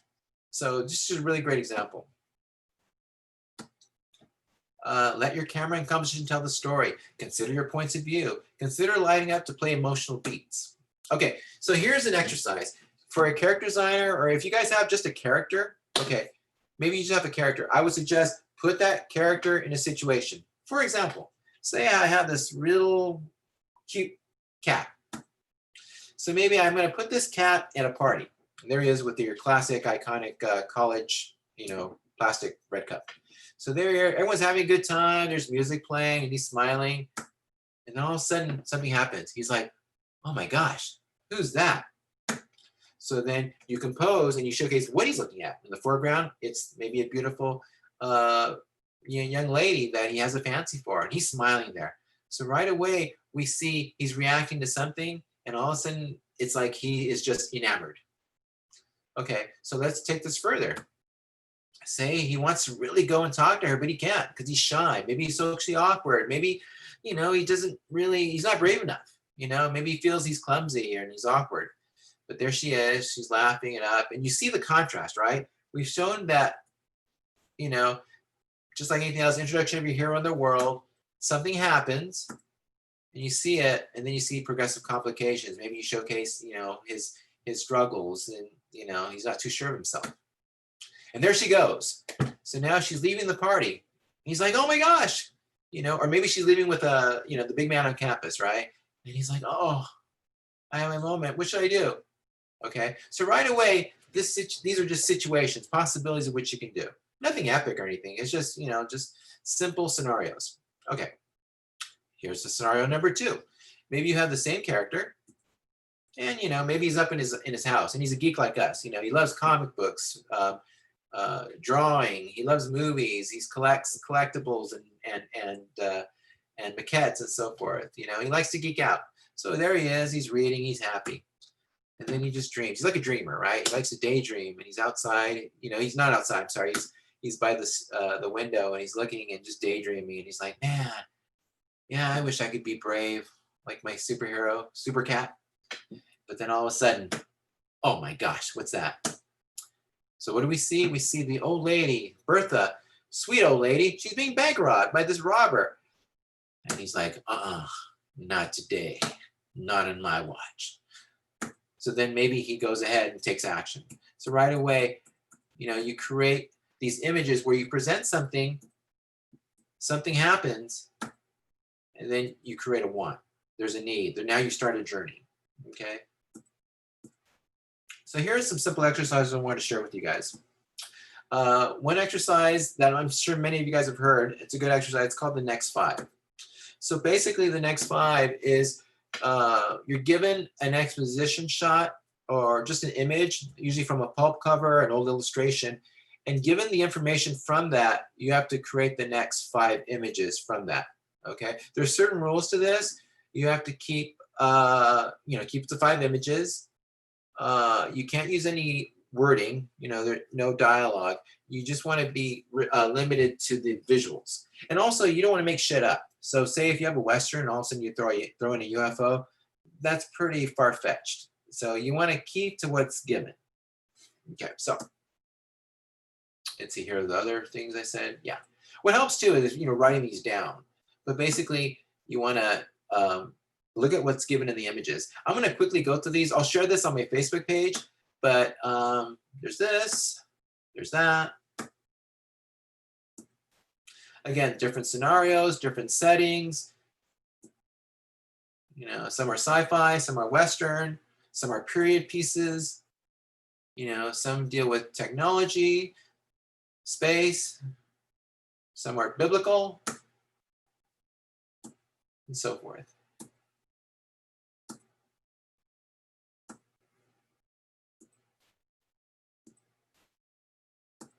So again, I'll post these all on my Facebook wall. I posted them last time, but I'll just redo it after tonight.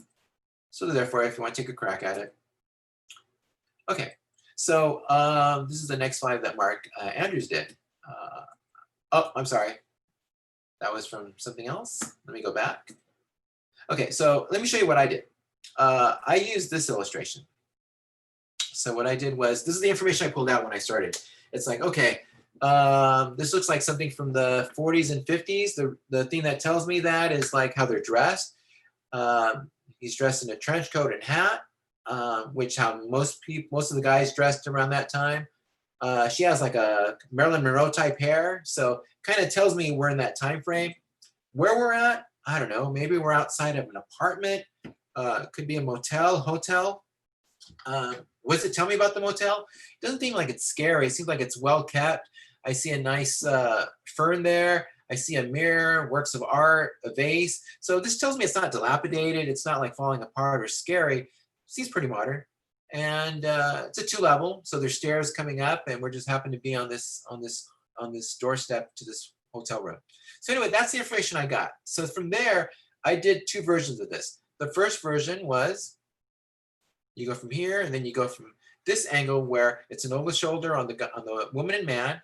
The door opens up. It's a young girl, and she's kind of worried. You see the chain on the door. Okay, you see the reverse angle, and then we see is that the room has been torn apart. Something happened, something bad, and maybe that's why the girl is worried. Okay, so now you cut to this angle, and we have a new information. We have another character coming into frame.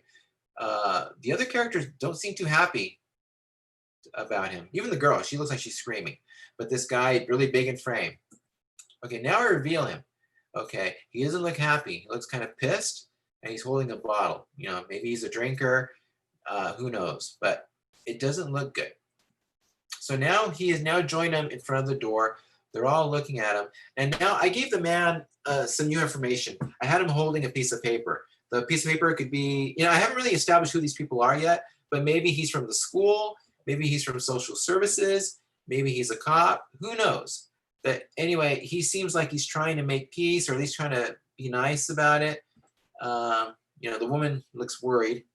So from here, I did this. So basically I had the guy punch the smaller guy out, and everyone looks, scared. So anyway, I've yet to answer what this could be, but basically I set into motion a possibility of what can happen based on that first image. Okay, the second version I did was same image, and then I opened with a down shot. The man and woman are out, and they look down, and they see the blood. Okay, so the man's there, and he says, "Stand back, I'm going in." So they look concerned. So they open the door, and you reveal dead body. you know, knife on the back. And the dead body's holding this photo, okay? So there they go in, and they're now looking at the photo. And you reveal that the photo is that one woman and her face has been X'd. So you're thinking like, was she the target? Was she, you know, was she supposedly the person that this killer was looking for? And my last image was the killer.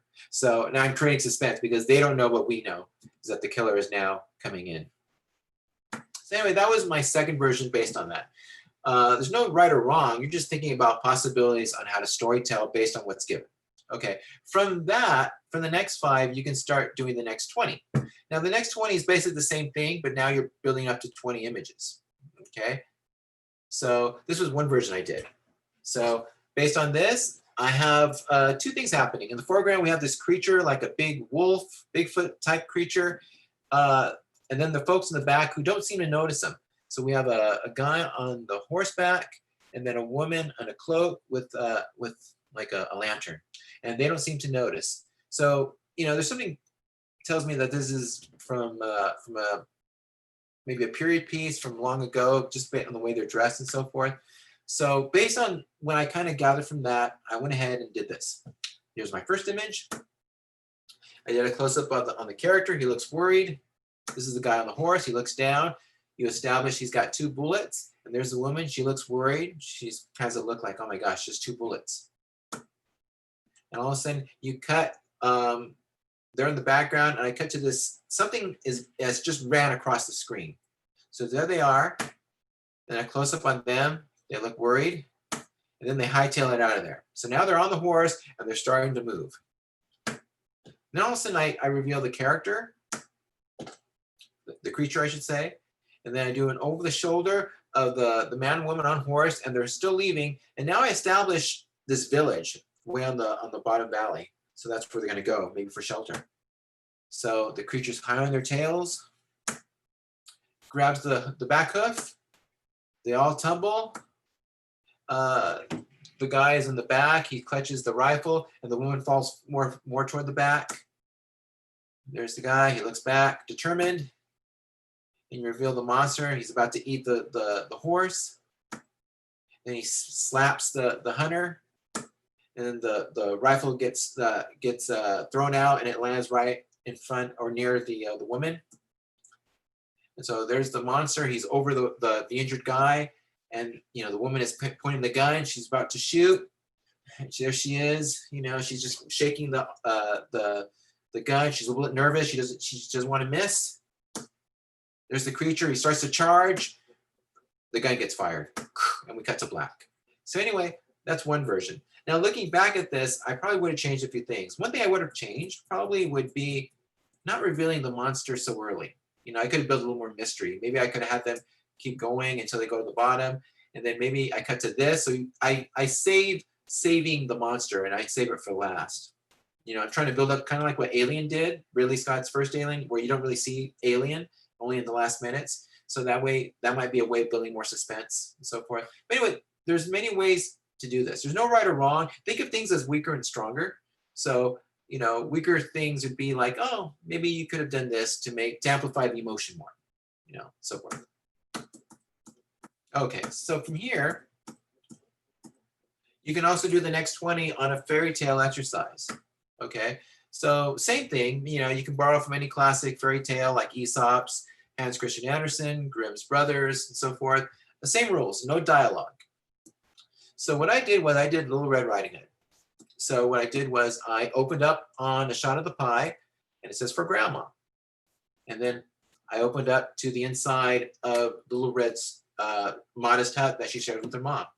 So there's mom giving the pie away, and there's Red with her cloak. So Little Red says bye, and she's on her way. And there's mom. You see this nice open pasture that they're in, and she's about to leave, nice round trees and so forth. So, you know, just a nice happy moment. Like she's off just like any other day, just to go see grandma. So right away, I wanted to add some contrast, some interest, like things aren't necessarily as safe as we seem to be. So now I'm having Red enter this forest, and I'm having big trees, dark shadows. I'm really playing her really insignificant. So she's really vulnerable. So from here, I'm now having her trek through the forest, and now I'm adding new information. That new information is the wolf. So I'm also building some suspense because we know the wolf is there. Little Red doesn't. Then we close up to the wolf. There he is licking his chops, you know. So it looks bad for Red. So the next image, I have a close-up. Red has just turned and she looks worried and a shadow is growing over her. So we kind of assume it's the wolf, but no, what it is it's the hunter.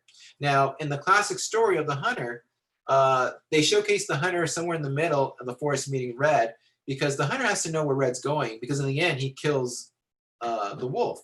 So I had to explain how did the hunter know where Red was going. So I have him meet, you know, in the middle of the forest, but I also have the wolf somewhere nearby so we can hear this. Now, let's just assume, you know, the wolf knows English and he knows this information. Anyway, I'm just cheating this. But anyway, there's the wolf. He's hearing this. And, you know, there's Red sharing the information. Yeah, I'm going over there to see Grandma. And then there's the wolf. He knows, oh, Grandma. Okay. Then he takes off. Okay. So I've kind of explained the dilemma that we need to solve, which was having the hunter know this information. And now we know that the wolf is on his way to go see Grandma. So there he is. Time has passed really quickly, and now he's at Grandma's house. And just to build a little more drama, I'm having shadow over the house, suggest something bad is about to happen. So from there, I do a close-up inside of Grandma. You know, the door's open, you see the wolf's shadow over her, and there she is. She's just kind of like, oh my gosh. And then on her nightstand is a picture of her and Little Red, just to further connect that, you know, this is Red's grandma. So now time has passed, and now Little Red has now arrived at Grandma's house. So she's knocking on the door. So the door is opened up, and inside you see what we think is Grandma, but we see a figure on the bed, all dressed, draped in shadow. So there's Red in the foreground, you know, strong rim tones. So now I'm building in like she's about to enter harm's way. Okay. Now for the classic story, you know, there's that part of the dialogue where she's talking to the wolf and she says, "Oh, what big ears you have! What a big nose you have! What big eye you have!" leading up to the mouth. So what I did was that back and forth. I went back and forth with Red and the wolf, but I had the wolf become bigger and bigger, and Red kind of framed in this small, tight light shadow. So we go from here, from here, from here, till we get the reveal, and then we have this. So it was a way of adding a little more progression toward the end, just to fulfill that dialogue, but also to further showcase that she is now in danger. She's about to get eaten. So from here, we cut to the high climactic moment where we go and we present the hunter. So what I did was I ditched the camera, so he's angled, and he blasts in, low angle, with the gun, shoots away, and he kills the wolf. So there's Red covering her ears because it's so loud, and he's blasting away. And then my last image is the wolf's hand over the broken picture of Grandma and Red, and there's blood, and that's the end. So that was my take on the next 20 using a fairy tale and the 20 images. So that's another exercise you guys can do. Another exercise you guys can do is the personal story exercise. So basically a personal story exercise would be maybe building out your story, the beat boards into 80 panels. And you want to showcase maybe something that was significant in your life. Maybe your most embarrassing moment. Maybe your most exciting moment. Maybe it was the first day of school. Maybe it was your first date, your first heartbreak, something significant. And what's good about this is like only you know your experience. So you want to create the setup and then what had happened and then what happened afterwards. And again, same rules, use no dialogue. It's all visual. But break it down to 80. Now, a hint is don't necessarily start at 80 because that can be overwhelming. I would say start with 5 and then build to 10 and then build to 20 and then you can build to 80. You will realize that if you start doing beat boards in a limited number, it's a lot easier to kind of lay the information down. And then after you have everything laying down and it progresses, then you can start filling in the gaps with more information. You can start building up with more things happening and so forth. So that's just some advice there. Another thing you can do is the survival exercise. Survival story is basically based on say,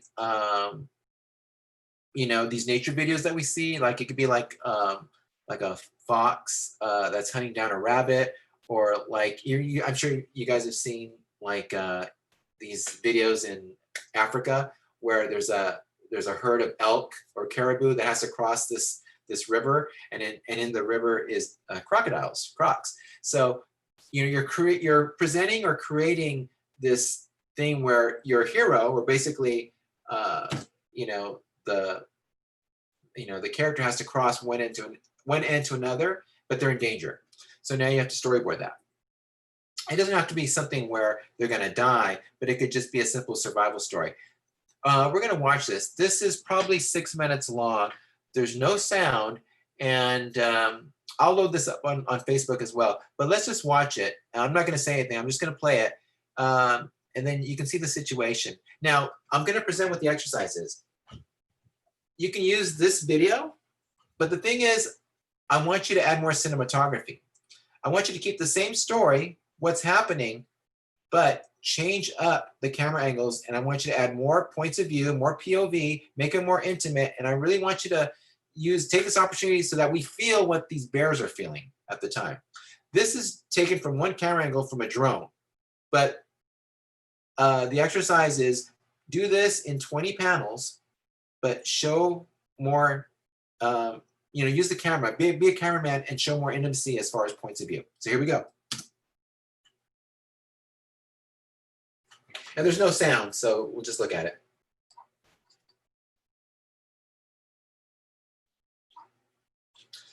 See that bird crawling over? Shadow of the hawk. That was cool. So it's just a mama bear and a baby bear. And they're on this bank. And they just want to get over the hump. So you see mama bear, and you see the drone. The drone's pretty close. Oh, there's baby bear sliding.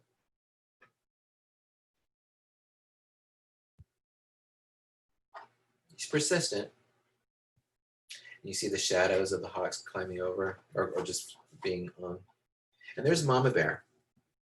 So she's just waiting for her cub to join her. Okay, you can see the challenge that baby bear is having.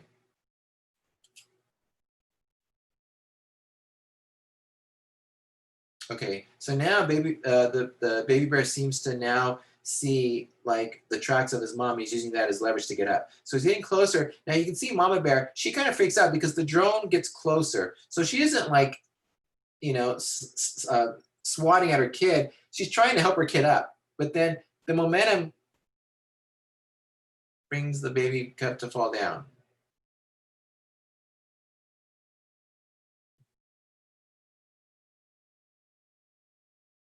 And it goes all the way down. Okay, but he's okay.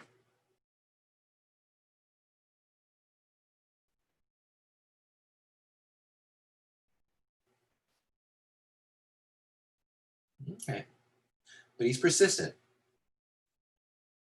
What's great too is from this shot, you get to see the distance and almost just kind of like this huge thing he has to overcome, he or she has to overcome. But he keeps going on, and there's mama bear waiting for him.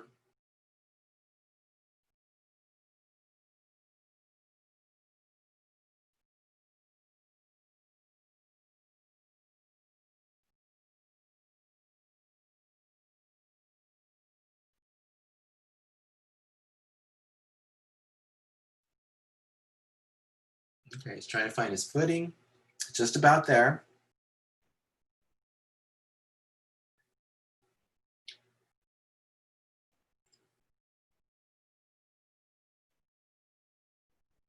And they made it. So now they're off. Okay, so happy ending. So basically, we found out what was happening. They were about to cross the bank and they were going to go over the edge. But then, baby bear loses his traction here, loses his or her traction, goes down. So basically the whole idea is to beatboard this, but don't use this one camera angle. Have the liberty to move the camera, but I want you to showcase maybe different points of view. I want to feel more, maybe what the mom was seeing, maybe what the cub was seeing, maybe what they're both seeing, and so forth. So let's see. Let me talk about, now I'm going to talk about the industry. And I just want to showcase things. This is for newbies and so forth, but I just want to quickly share this because sometimes this isn't shared or it's not talked about, but I just want to open the discussion up so that way you guys are aware. Okay, there's a lot of opportunities in the US to work for animation. There's a lot more than this, but the major bulk of work comes from LA, Burbank area. There's some in San Francisco, Austin, Texas, and New York City. But there's a lot more everywhere else. But these seem to be where the major hubs of the industry lie in the US. Here's some studios. There's Nickelodeon, the Feature Animation Building in Burbank, Cartoon Network, also in Burbank. Okay, I'm gonna talk about money because a lot of people they don't really talk about money or share information about money, but I just wanted to throw it out so that way people don't get screwed. I know some studios, they take advantage of young guns and young professionals thinking they don't know any better or they don't know what's fair or competitive. So I just want you guys to know, as of now, 2020, I think base pay for TV, for maybe doing boarding and or background design is probably 2,200. I would say probably even 23 or 2,400, but I'll just say 2,200 a week, which breaks down to about 114,000 plus per, that's not 114,000 per week. It should be 114,000 per year. Okay, so for features, it's a little bit more. So for features, I would say base pay, 2,600 plus per week, which breaks down to 135,000 and more per year. Okay, and again, this is base pay. I would think it'd be a lot more, but I want people to be aware of this because people don't know. I mean, I've heard young people who are graduating, they get jobs and they're working for union studios. You know, they're doing all this work and they're getting paid like 1,400 a week, and I'm like, what? Why are you getting paid that low? And 1,400 sounds good, and it is good, but based on what the industry standards are, it should be a lot more. So I want people to be aware of that because you should get paid fairly for what you do. You do a lot of work, and all you guys know it, but you guys should be paid fairly for it. So if you guys want more information, definitely go to theanimationguild.org, and within there, they'll give you the current rates and so forth. Most animation gigs tend to be gig to gig. I call it the hustle. Because some gigs don't last forever. You know, a gig can last maybe several days, several weeks. If you're lucky, some last several months. And if you're even luckier, several years. But we all migrate in this industry. You know, we all bounce from studio to studio, job to job. That's just the reality of the industry. So I also want to talk about union versus non-union. So union gigs, and these are just my general observations. So union gigs are usually the bigger studios like Nickelodeon, Warner Brothers, Cartoon Network, Illumination, Disney, Sony, and Netflix. Unions offer medical benefits and coverage, and union studios usually offer better competitive rates as far as pay. For non-union, they're usually smaller studios. Most don't offer benefits or coverage. Some do. That's great. Most pay below competitive rates. Some do pay better, and that's great, but some don't.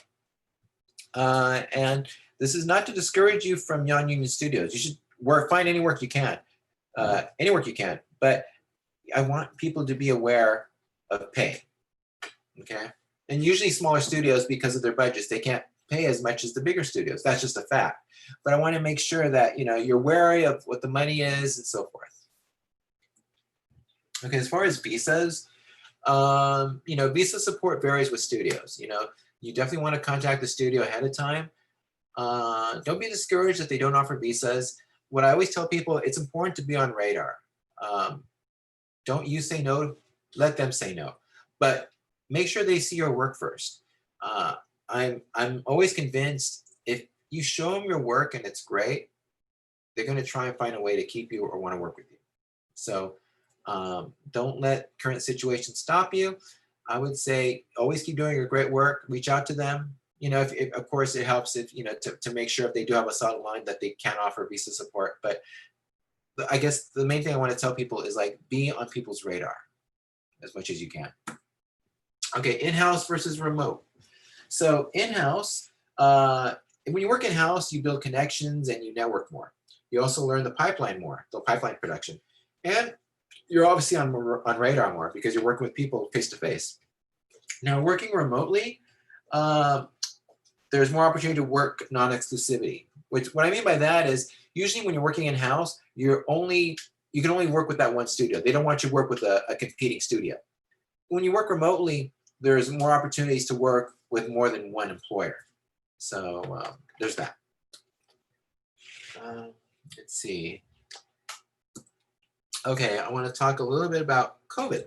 Okay, so COVID's kind of a weird time, obviously, and it's weird for everyone, and it sucks, and it just it's created a lot of challenges. But one thing I know is that this is just a temporary thing, and we're gonna get through it.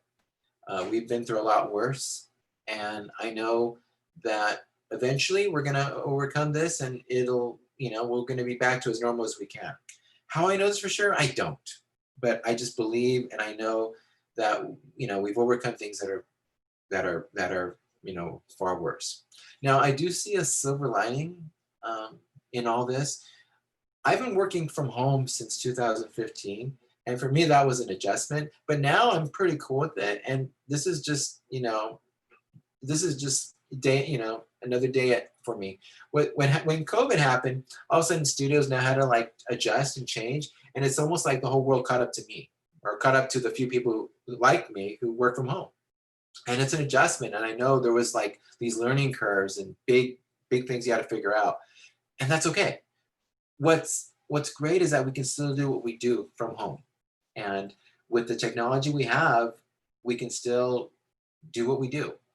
And we probably couldn't do this like 5 or 10 years ago. So for it to happen and what we're dealing with, yeah, it sucks, but I just know, like, my gosh, it could be a lot worse, and we should count our blessings to what we have. So, and with that, what's interesting is that with COVID, it proved that this can work. So this is just another option for people to work from home. And I'm under the impression, when if it works, don't fix it. It's not broken.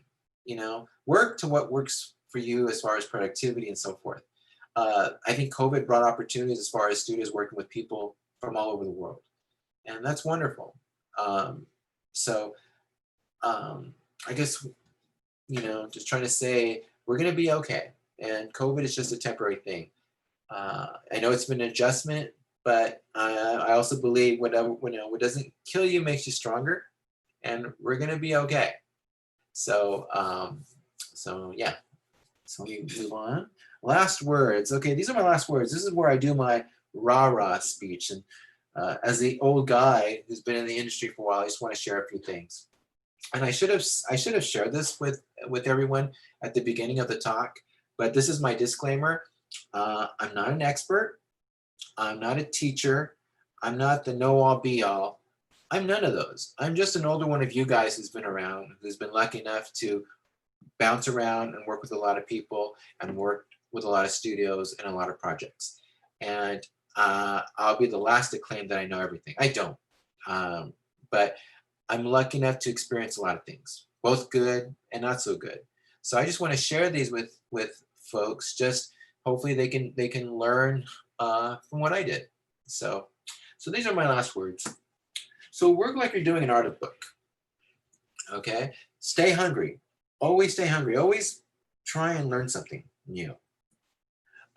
Keep learning and growing, and keep challenging yourself. If you're a character designer, learn backgrounds. If you're a background designer, learn characters. Once you knew that, start doing them both and start creating visual development. Not just do one piece, do several pieces. And then once you do that, learn storyboarding. You should always learn storyboarding. It's great to learn storyboarding because there's more opportunities in storyboarding.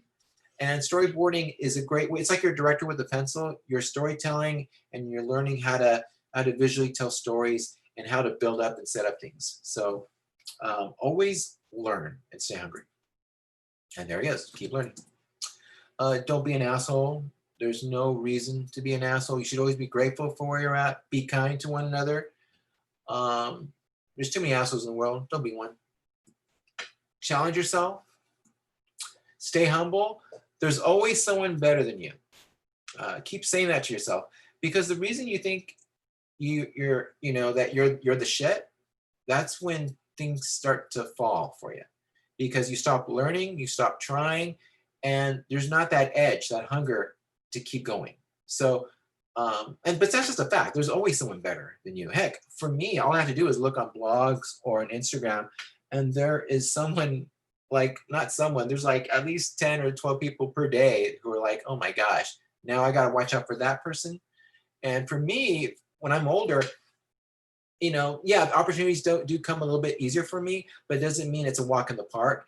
I'm older, which means I'm more expensive, which means I have to work that much harder to prove myself. So I have to now work harder against you young guns who are way better and more sophisticated.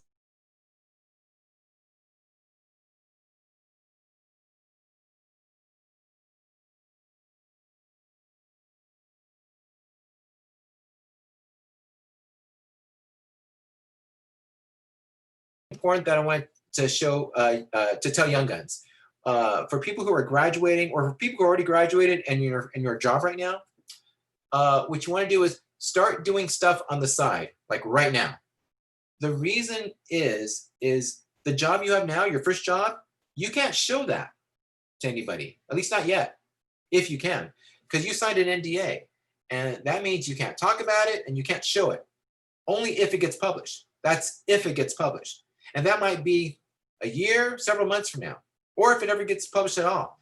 So what you want to do is you always want to rely on side stuff to showcase your current skill sets. Okay. And by the way, that your side projects, that might bounce to new opportunities for you later on. Okay. You always want to stay on radar, stay on social media.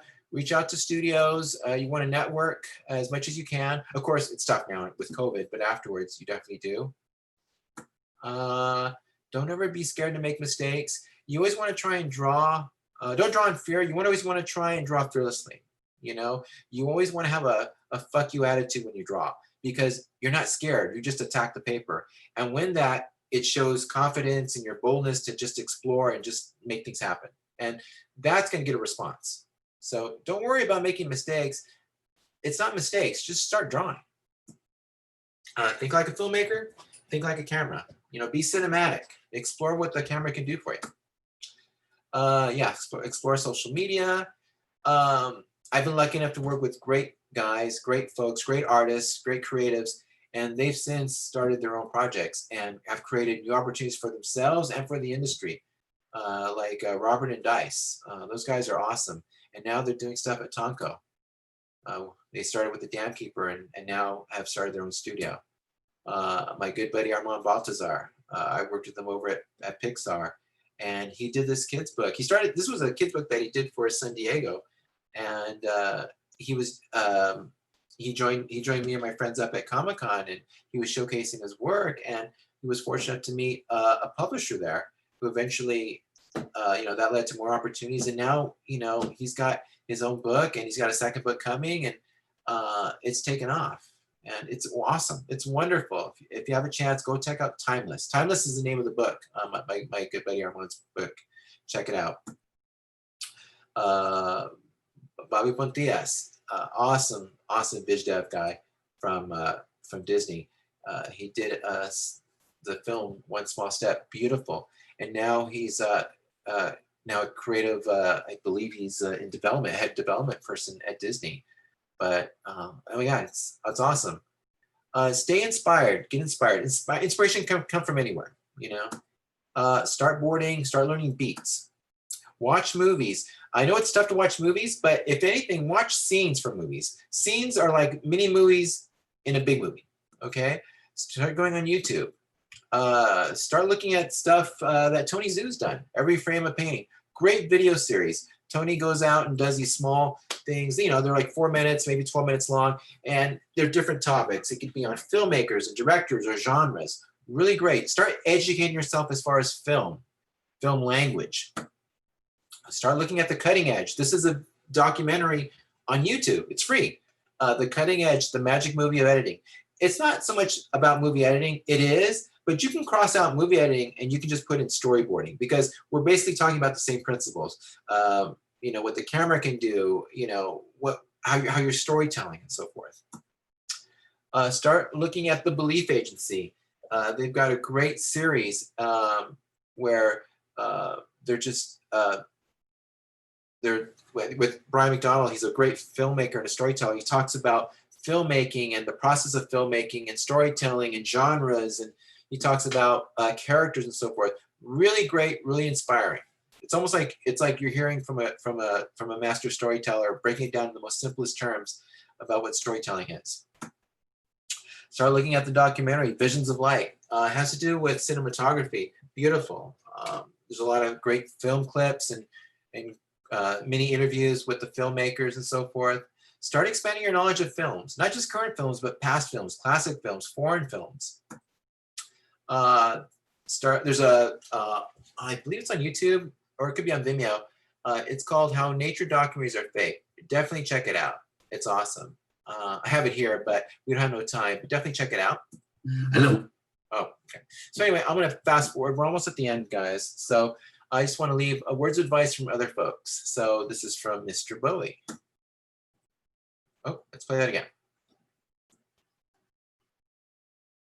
Always remember that the reason that you initially started working was that there was something inside yourself that you felt that if you could manifest it in some way, you would understand more about yourself and how you coexist with the rest of society.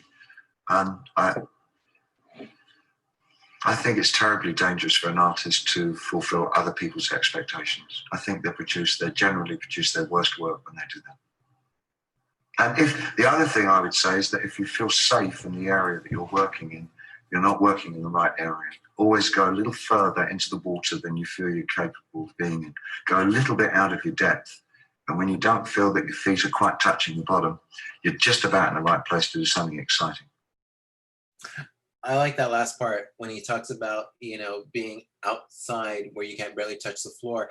In a way, you can kind of equate that, like if you step out of your comfort zone and then put yourself in a situation where you have to learn things, you have to try things, that's when you start learning. That's when you start growing. That's when you start challenging yourself.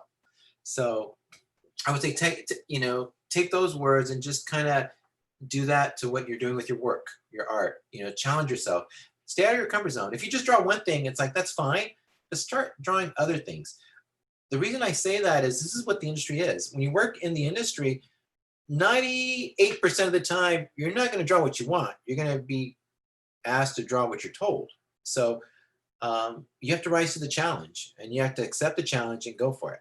So that's what the industry is. That doesn't mean it's, you just have to, it's not difficult. It just means it's a challenge, and you just learn what that is. But you still apply the same thing. It's the process. You do your research. You find out the scope of the story, the context of it, and then you work your way through it. Here's some another thing, some great advice. This is from Denzel Washington. I'm particularly proud and happy about the young filmmakers, actors, singers, writers, producers that are coming up behind my generation. In particular, Barry Jenkins. Young people understand this young man made 10, 15, 20 short films before he got the opportunity to make Moonlight. So never give up. Without commitment, you'll never start. But more importantly, without consistency, you'll never finish. It's not easy. If it was easy, there'd be no Kerry Washington. If it was easy, there'd be no Taraji Henson, P. Henson. If it were easy, there'd be no Octavia Spencer. But not only that, if it were easy, there'd be no Viola Davis. If it were easy, there'd be no Michael T. Williamson, no Stephen McKinley Henderson, no Russell Hornsby. If it were easy, there'd be no Denzel Washington. So keep working, keep striving, never give up, fall down 7 times, get up 8.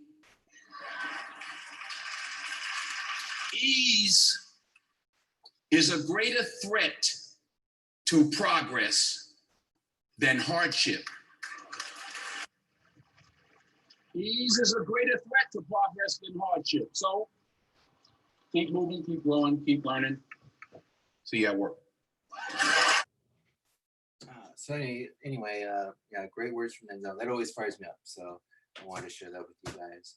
So anyway, like I was saying, this job that we do, being a storyboard artist, a vision dev, character designer, it's very much like Project Runway. You know, we get launched on a project which we may or may not know anything about, but we're told that we have to design it by this certain time, and we accept the challenge and we just go for it. That's what the industry is. So when I started Cars 2, I didn't even see Cars 1 yet. And I'm not even a car guy, but I had to learn all that stuff.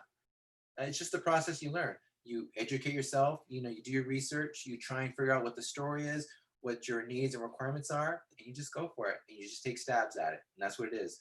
We're not magicians. We're not wizards. We're just regular people just trying to figure it out. And what happens is, you know, you just go through these steps, the process to get you there. And you just take your best stabs. And it's all about, you know, you work in this big funnel and you're trying to hit a target. So that's kind of that's kind of what the job is. So accept the challenge. I always tell people, if Steven Spielberg told you to draw something, you do it. But don't wait for Steven Spielberg to tell you, just start doing it. I know a lot of people are kind of waiting for that opportunity. Start doing it until the opportunity catches up with you. Otherwise, you're just kind of waiting for something that may not happen. That's not mean it's not going to happen, but start creating those things for you and start raising your game to meet the challenge, or to meet the opportunity, I should say.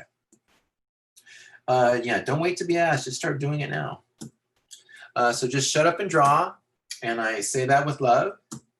And more importantly, just do it for you. Okay, don't ever forget why you wanted to enter this industry or why you're in the industry.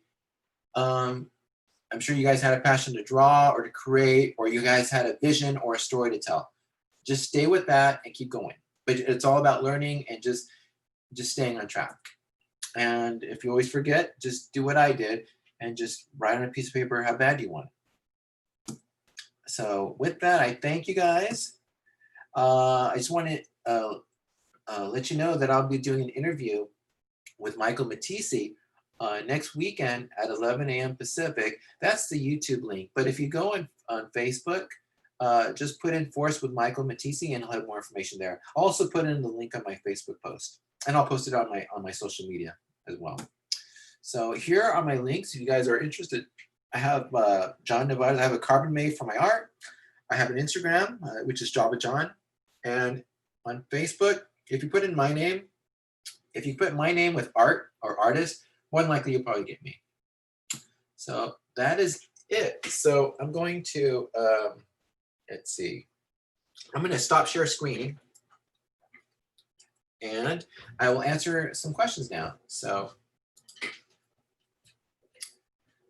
with that, let's see, there's a few questions that I'm getting here.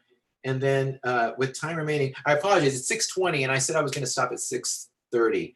But what I can do is, if Zoom doesn't shut me off, I'll just stay another like 15 minutes. And that way, this is gonna be on YouTube anyway. But if you guys have to jam, go for it. You know, you can always tune back on YouTube. So with that, I'm going to answer questions. I have a few questions now. I'll go for these and then I'll go on YouTube. Okay, this is from Art Lenka. How to connect with art directors. How do you connect with art directors? If you're, well, I would say after COVID, you know, connect with them. Most of them go to like conventions like CTN, Lightbox, and so forth. That's a great way to go. I would say have a portfolio so that we have something to show, so they can see your work and they can tell you right then and there if you know what you need to work on or if you're ready and so forth. As well, a lot of them have social media, so perhaps when you reach out and say hi and you know make a connection there, maybe say, hey, can you look at my work? Do you have anything to say and so forth? Some may be busy and may not be able to, but you never know. So I would say that's one way to connect with art directors. Santa Poot says, What was something you were really sad that was cut out in one of your jobs? Well, I know I was talking about someone about this earlier. On Scoob, I was working on the galleon that was sunk. Unfortunately, that didn't make it, and I was kind of like, oh, it would be nice to see that. There's also the Shaggy's when he was the candy utopia in his mind. I would have loved to see that. That just happens, you know. We have no control of story. Story changes. You know, the editors, they need to cut things to make the story better, and that's just part of the story. Don't get married to your work. You know, just do the work. And if it's not in the movie, it's not in the movie. Don't worry about it. Put it in your portfolio. That's just the nature of the biz. You know, that's just something you have to accept and go for it. But it's all right. Just you know, you can always show it later when you can. So Victoria Alvidez says, "Are you the cat?" Yeah, I am the cat to some extent. So I confess, because some of the stories I'm using are stories that happened to me. So, but when my book's ready, I can share more of that. So yeah, thanks, Victoria. Cardboard says, "Can you finish the story regardless? The one of John going out and the scary man is there?" Oh, you mean I'm assuming, Cardboard, that I think you're referring to the one I opened up with the cat. I've thought about it. In fact, some friends have given me some stuff to add to it. So yeah, I'm thinking about doing that. Maybe for a future talk, I might do that. So yeah. So thank you, Cardboard. Bo Khan says, "What studios that work more action, violence, horror hire board artists?" You know, it's hard to say which studios do certain genres. You know, it's hard to say, because, you know, some try and do, you know, they don't like to consider themselves like they do just one specific studio. But if you're looking for studios that do more action or violence, I don't know. And, you know, Laika was a great studio that, and there still are, where they did something off the normal genre. You know, their movies were quirky, mysterious. They were a little off edge, a little scary, and so forth. So, and I love theirs because they kind of did things in their own way. So, I would say Laika would be one studio to consider. But, you know, it'd be nice. And this is one thing. It'd be nice if studios, you know, and most studios, I think in the beginning, they have these intentions where they start off doing something really scary, really bold, really original. But sometimes they go through this funnel through production, and they all seem to look alike. They get safer, or, you know, they get edited down. So whatever that crazy, bold, different thing they had in the beginning gets watered down. So it would be nice if I saw more studios just kind of take chances and just kind of maybe do something a little more different. But I don't know. Who knows? I mean, hopefully that can happen. So Razanu says, "I hope this gets recorded. I really like this lecture so far." Thank you. Yes, it will be recorded. I'm going to leave it on YouTube. I'm going to leave it on YouTube at least for the next 3 months. I might take it down because I'm thinking about doing more of these and more, you know, doing a better job. But for the time being, they'll be up. Gandhi Mohammed says, "I wanted to ask about something. Why did you choose this camera angle in the frame that Red Riding Hood was knocking her grandma's door instead of a down shot?" No reason. You know, it's kind of, I just, and I kind of liked it. You know, sometimes, you know, you just choose something because you like it. Sometimes you choose it for simplicity's sake. I could definitely have used a down shot. But, you know, sometimes it's all about choice, and sometimes it's like it resonates, like it's good to the gut. Other times you're kind of like, well, does it answer the information you just say in that moment? But for me, for that shot, I just like the side shot. So yeah, thanks, Gandhi. Nimi Studios, I hope I'm pronouncing that right. What's the panel limit for this one, for Mama Bear? Okay, for the Mama Bear one, I said 20. If you want, you can make it 30, but start with 20. But like on those story exercises, the beat exercises, start with 5 because it's easier to like digest. You know, if you start right away with 20, you're going to be overwhelmed. You're like, oh, where do I begin? Start with the 5 because those 5 will tent pole the big moments. And then once you're comfortable and you feel it feels well progressing and so forth, start adding little things in between, and then it naturally builds out. And you can start editing as you go. So Rachel Faye says, "Hi, John. In your experience, what are the chief differences between boarding for TV, for feature films, and boarding for TV? This is something I think a lot of people struggle with." Yeah, well, I'd see. Yeah, I mean, I was lucky enough to start with TV, and then I made the jump to features. When I was in TV always got a bad rap. Like it was always considered the ugly stepchild to feature. Like feature always got the respect, the love, the money, the fame, and TV was considered like, you're TV, that kind of thing. And I always wondered about that, like why, why were they not getting some love? So, but I don't know why, but I think that's just kind of arrogant. But then I realized, maybe it's just arrogant. Some people say, had that feeling. What I do think working from TV was the best experience I've ever had. And I think most people should work in TV. TV is a great experience because you work fast and you commit to ideas quick because you're in this one small frame of time that you have to commit and run. It's a run and gun. You have to go. It's almost like a one shot. And there's a lot of hats you have to wear. You have to, with a storyboard artist and designer, you're designing a lot of stuff. And most of the stuff ends up on the on the TV itself. When you're working in a feature, you're working with bigger units. So a lot of it, a lot of things you're sharing ideas and so forth. And then, the main difference is TV, shorter time, quicker schedules. Feature, longer schedules, a little bit more money. You may be working on a sequence or on projects longer, and it may change hands. Nowadays, I don't see that what I mentioned in the beginning where we weren't getting love. I think right now the production design of TV is awesome.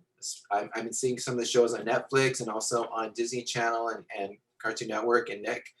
They're awesome. They're great. And yeah, so I would say out there, if you guys have the opportunity, you guys are newbies and you guys want to work in TV. Start with TV and then work to features. If you have the opportunity to work features, go to features. Work anywhere you can, but don't discount TV is what I'm saying. TV is awesome. And it's a great place to start. So let's see. Let me see what other questions I have here. Some answer given by the chat. Okay, Shirag Swami. Let's see, Shirag. Hey John, wouldn't that be breaking the conventional 180 rule when you have the camera in front of you, happy walking and in the car? I guess it could be. I mean, I started with the angle with me coming down the stoop with my wife. And so I was walking to camera and walking from right to left. And then the camera, it could have been. I'd have to look at it again. I kind of remember. But yeah, Shirag, I could have been cheating a little bit. But yeah, I have to look at it. So for Eunice Mock, can a beat board be sufficient for a full storyboard as long as it tells the story clearly? It can be, but I think beat boards, if you think of a beat board as a board, it'll kind of look like a montage, I think. You'll have to, somehow you're kind of connecting them and you either cross dissolving or something. I guess it could. I've seen that done in shorts and in videos. But for the industry, they're considered slightly different. Beat boards are considered more something for in the studio. It's more like for selling something to executives or internal pitching where you're pitching ideas. So the end result is you're using all that for the storyboards. The storyboards are what we have to do to tell the story. So beat boards are great exercises to get you to boarding. So it's a great way of concisely thinking about ideas and framing and so forth to get you ready for boarding. This is by no way a talk on storyboarding. That's a different animal, but this is part of it. I mean, this is just beats, but this is a great way to start.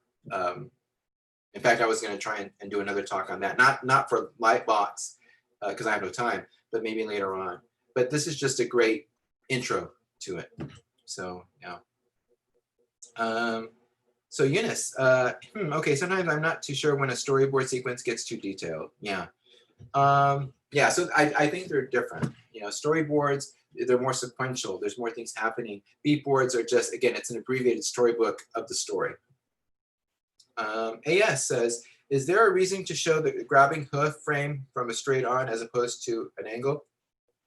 Not really. It's all about clarity, you know, and a choice. But for clarity, you know, I had things going, you know, right to left. So for me, I made the choice like, okay, I'm just going to quickly, as clearly show that hoof. So really quickly, you got the idea. I could have showed it over the shoulder, but for me, it was just a choice. But thanks, Eunice, for the question. I'm sorry, AS, thank you for the question. Willis, does thumbnailing help with this kind of illustrations? Yes, always thumbnail. Yeah, noted who asked too. Some in the chat had some answers. I'll let John decide what to ask, but I divided them anyway. I'm sorry, I'm reading this list of questions from Gaia. Gaia is so kind to kind of ask these questions. Gaia was my mentee, so hi Gaia, thank you for this. Let's see, remember 20 seconds in the end, otherwise the live will be cut short dry. Thomas Campy, did you think it's difficult for, hey Thomas, do you think it is difficult for someone with many years of career in comics to get in animation? No, I mean, I don't think it's ever too late. I know, I started when I was 30. I know there's people that are older that started the industry. I don't think you should hold yourself to an age. I don't want people to limit themselves by a number. You know, I think bottom line, if you got a good book, a good portfolio, and you kick ass, and people love it, that's your ticket to get in, and that's your ticket to an industry, to a career, and to opportunities. I don't want it. I don't want people to limit like, oh, I'm too old, and that's it. It's like you're not too old. I think it's old when you're down on the ground and you're buried. That's when I think you're old. And until then, I think you should just still keep kicking and knocking on doors until someone lets you in. Comics is a great way to get into to storyboarding, because they're basically, in a way, they're sharing the same principles and so forth. You know, it's about pacing and beating out your frames and so forth, and getting a sequentiality to it all. So you just now have to change that layout into one standardized format, you know, either the film ratio of 2:3:5 or 1:8:5, and get used to telling it like that. But that shouldn't restrict your creativity. You know, you can frame things differently: foreground elements, background elements, lighting. You know, that's just a different way of adding more creativity, originality to the shots. So yeah, don't be limited. Yeah, you know, it's just a number. If I had thought that, I probably would have stopped when I was 30, and then I wouldn't have gone as I did. You know, I went the long way, and thank God I did. Thank God I failed. You know, I look back in hindsight, and it was the best thing for me. So don't limit what the possibilities that might be coming. I mean, just kick ass and let your talent get you as far as it can. So let me keep going down.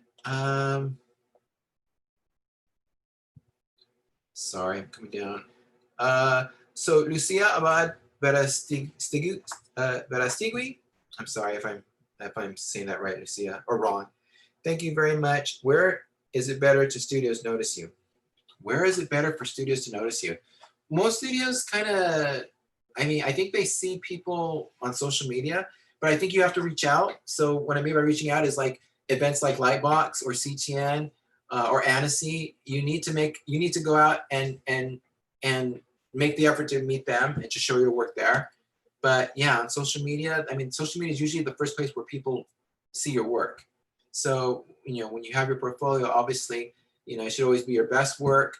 It should always be showcase a sense of great design, storytelling, something original, something that, you know, can you adapt to certain styles on a broader sense.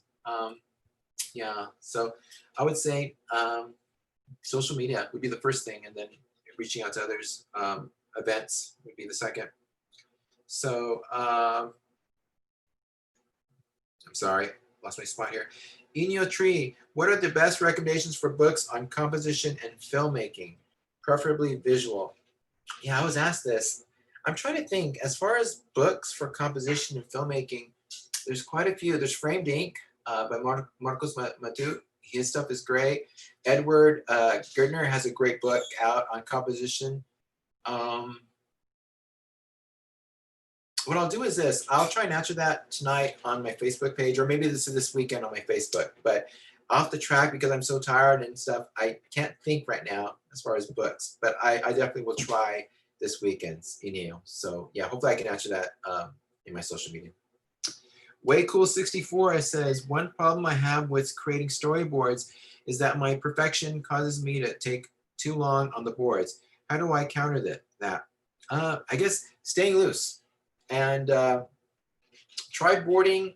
When I started boarding with a Sharpie, and the thing with the Sharpie is like I couldn't noodle because when I was beginning, I was trying to be a perfectionist and I would try and noodle and I would get like those fine pencils. I would keep it sharpened, and then somebody told me it's like, no, do it with the Sharpie.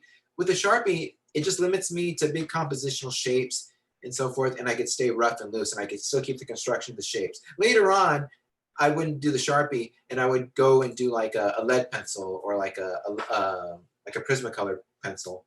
And what it is it just keeps you your shapes and it prevents you from noodling. Also, a great way to learn is like try.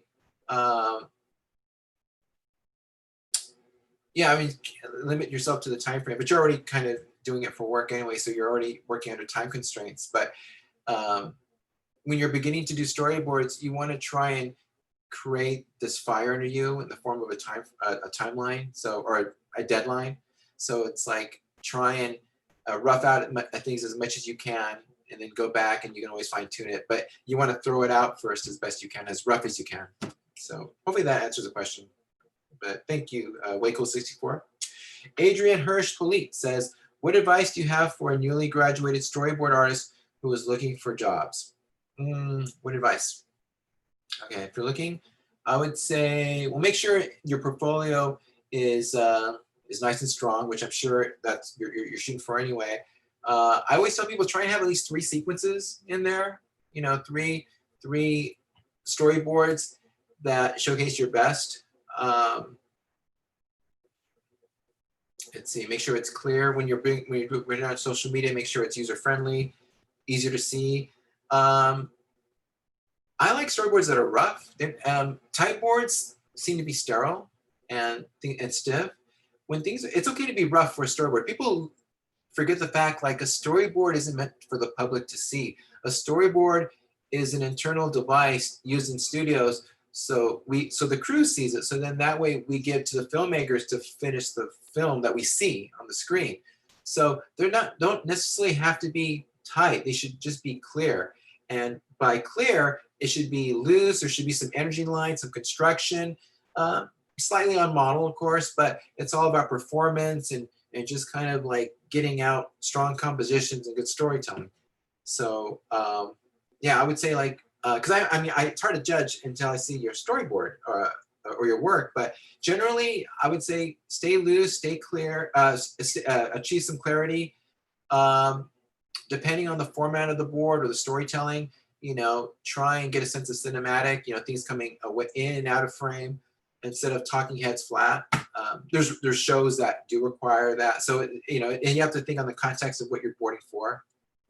But yeah, I would say when looking for a job, yeah, I'd say, I mean, there's right now with Netflix and all these other studios now that are open, have portals. Yeah, reach out to as many as you can. While you're doing that, start getting new work out. Start creating new boards. I mean, I kind of gave you suggestions on exercises, but start creating new work for yourself. Work like you have the job already. That goes for anything. I should have said that in the talk, but pretend like you have the job already and start creating work while you're waiting for the job, for the opportunity, because you always want to keep your hand warm and keep ideas going and start challenging your skill sets. So you always want to keep doing that. So Adrian, yeah, that's kind of like the broad advice I can give for that. Elisa, what is the best way to present your boards on your portfolio on your website? I want to use a slideshow click through, but my website doesn't have that feature. What would you suggest? Well, you can always do tableaus. Tableaus are like you get a whole page and you get like 4 or 5 and then 4 rows down. So you have like maybe 20 to a page. You can do that. The only challenge is that you don't want to make them too small, because if you show recruiter, you want to make sure the recruiter can follow the eye and that things are clear and that he or she can understand them. The best way is what you suggested, is a right-click viewer like Blogspot. Blogspot, I think, is the great way to showcase storyboards, because you click on the link and it magnifies one image, and you can right-click and it becomes a poor man's animatic. You can see things clearly and control the viewer. Some viewers have a lag and so forth, and that can be frustrating. But if you can mimic anything like a right-click viewer, that's okay. What I tell people too is, like, if you go to CTN, like if you're lucky enough to go to CTN, Annecy, Lightbox, and you're going to present your work to a recruiter, you can have them on your website and then use the Wi-Fi and show it. You can do that. I tell people, as a backup, put everything in a folder and then open it up in preview. So that way you're not dependent on the nearest Wi-Fi or whatever. You can just open it up and then use preview. It's the same thing. You're doing a poor man's animatic and controlling the right-click feature. So yeah. So with that, I'll do one last question here, and then I'll look on really quick on YouTube.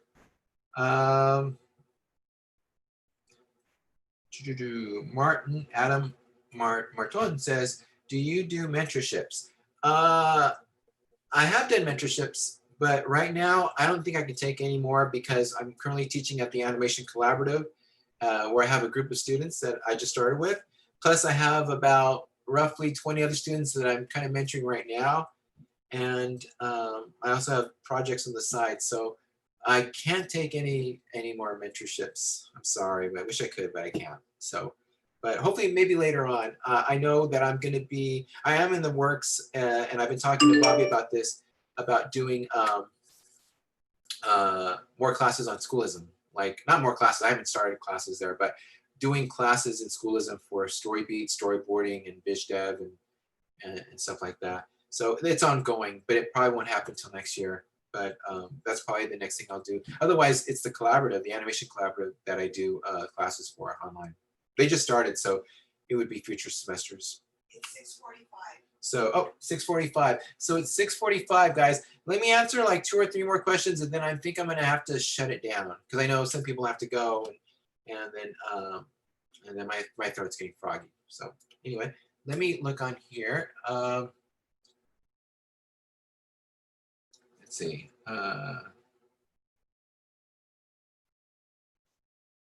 Linda M. How do studios choose stories to produce? Where do the stories come from, outside or inside? Good question, Linda.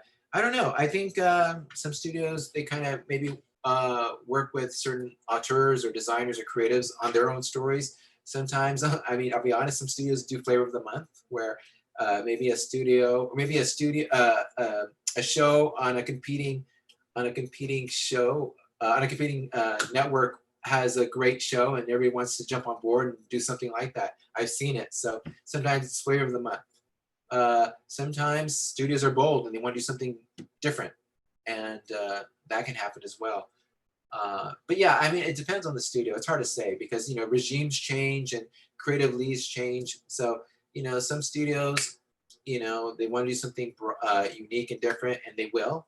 Some play it safe and they kind of repeat things. So it's hard to say. I mean, I don't know, because I'm not a studio lead or an exec, but they all have different reasons. But don't let that stop you, and always keep pitching. If you're looking to pitch, just pitch away. Don't let it stop you. Yeah, good question, but I wish I knew. So Zydrox says, what sorts of books or materials besides films would you recommend when it comes to studying and applying different angles for cameras and composition?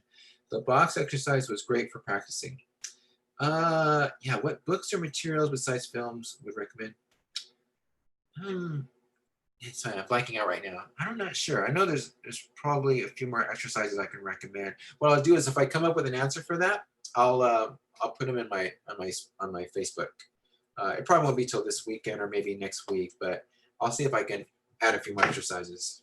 So, and then I'll have 2 more questions. Raven BK says, how do you pitch a sequence with no dialogue?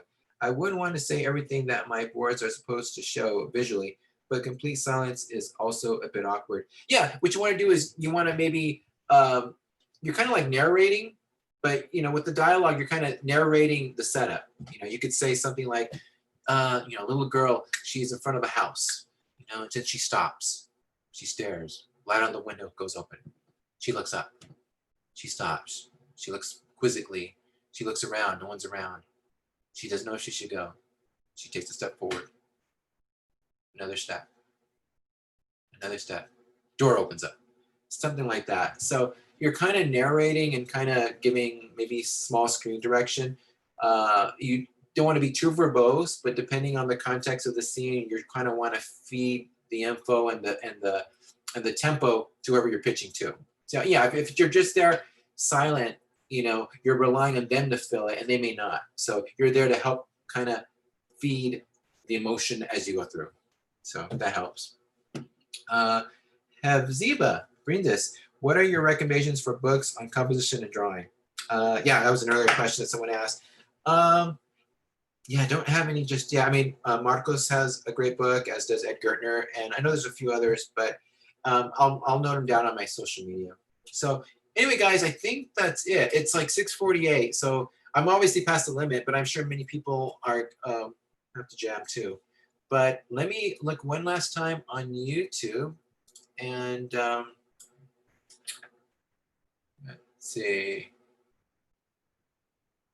I guess that's it. No, I haven't worked with Chris Pern.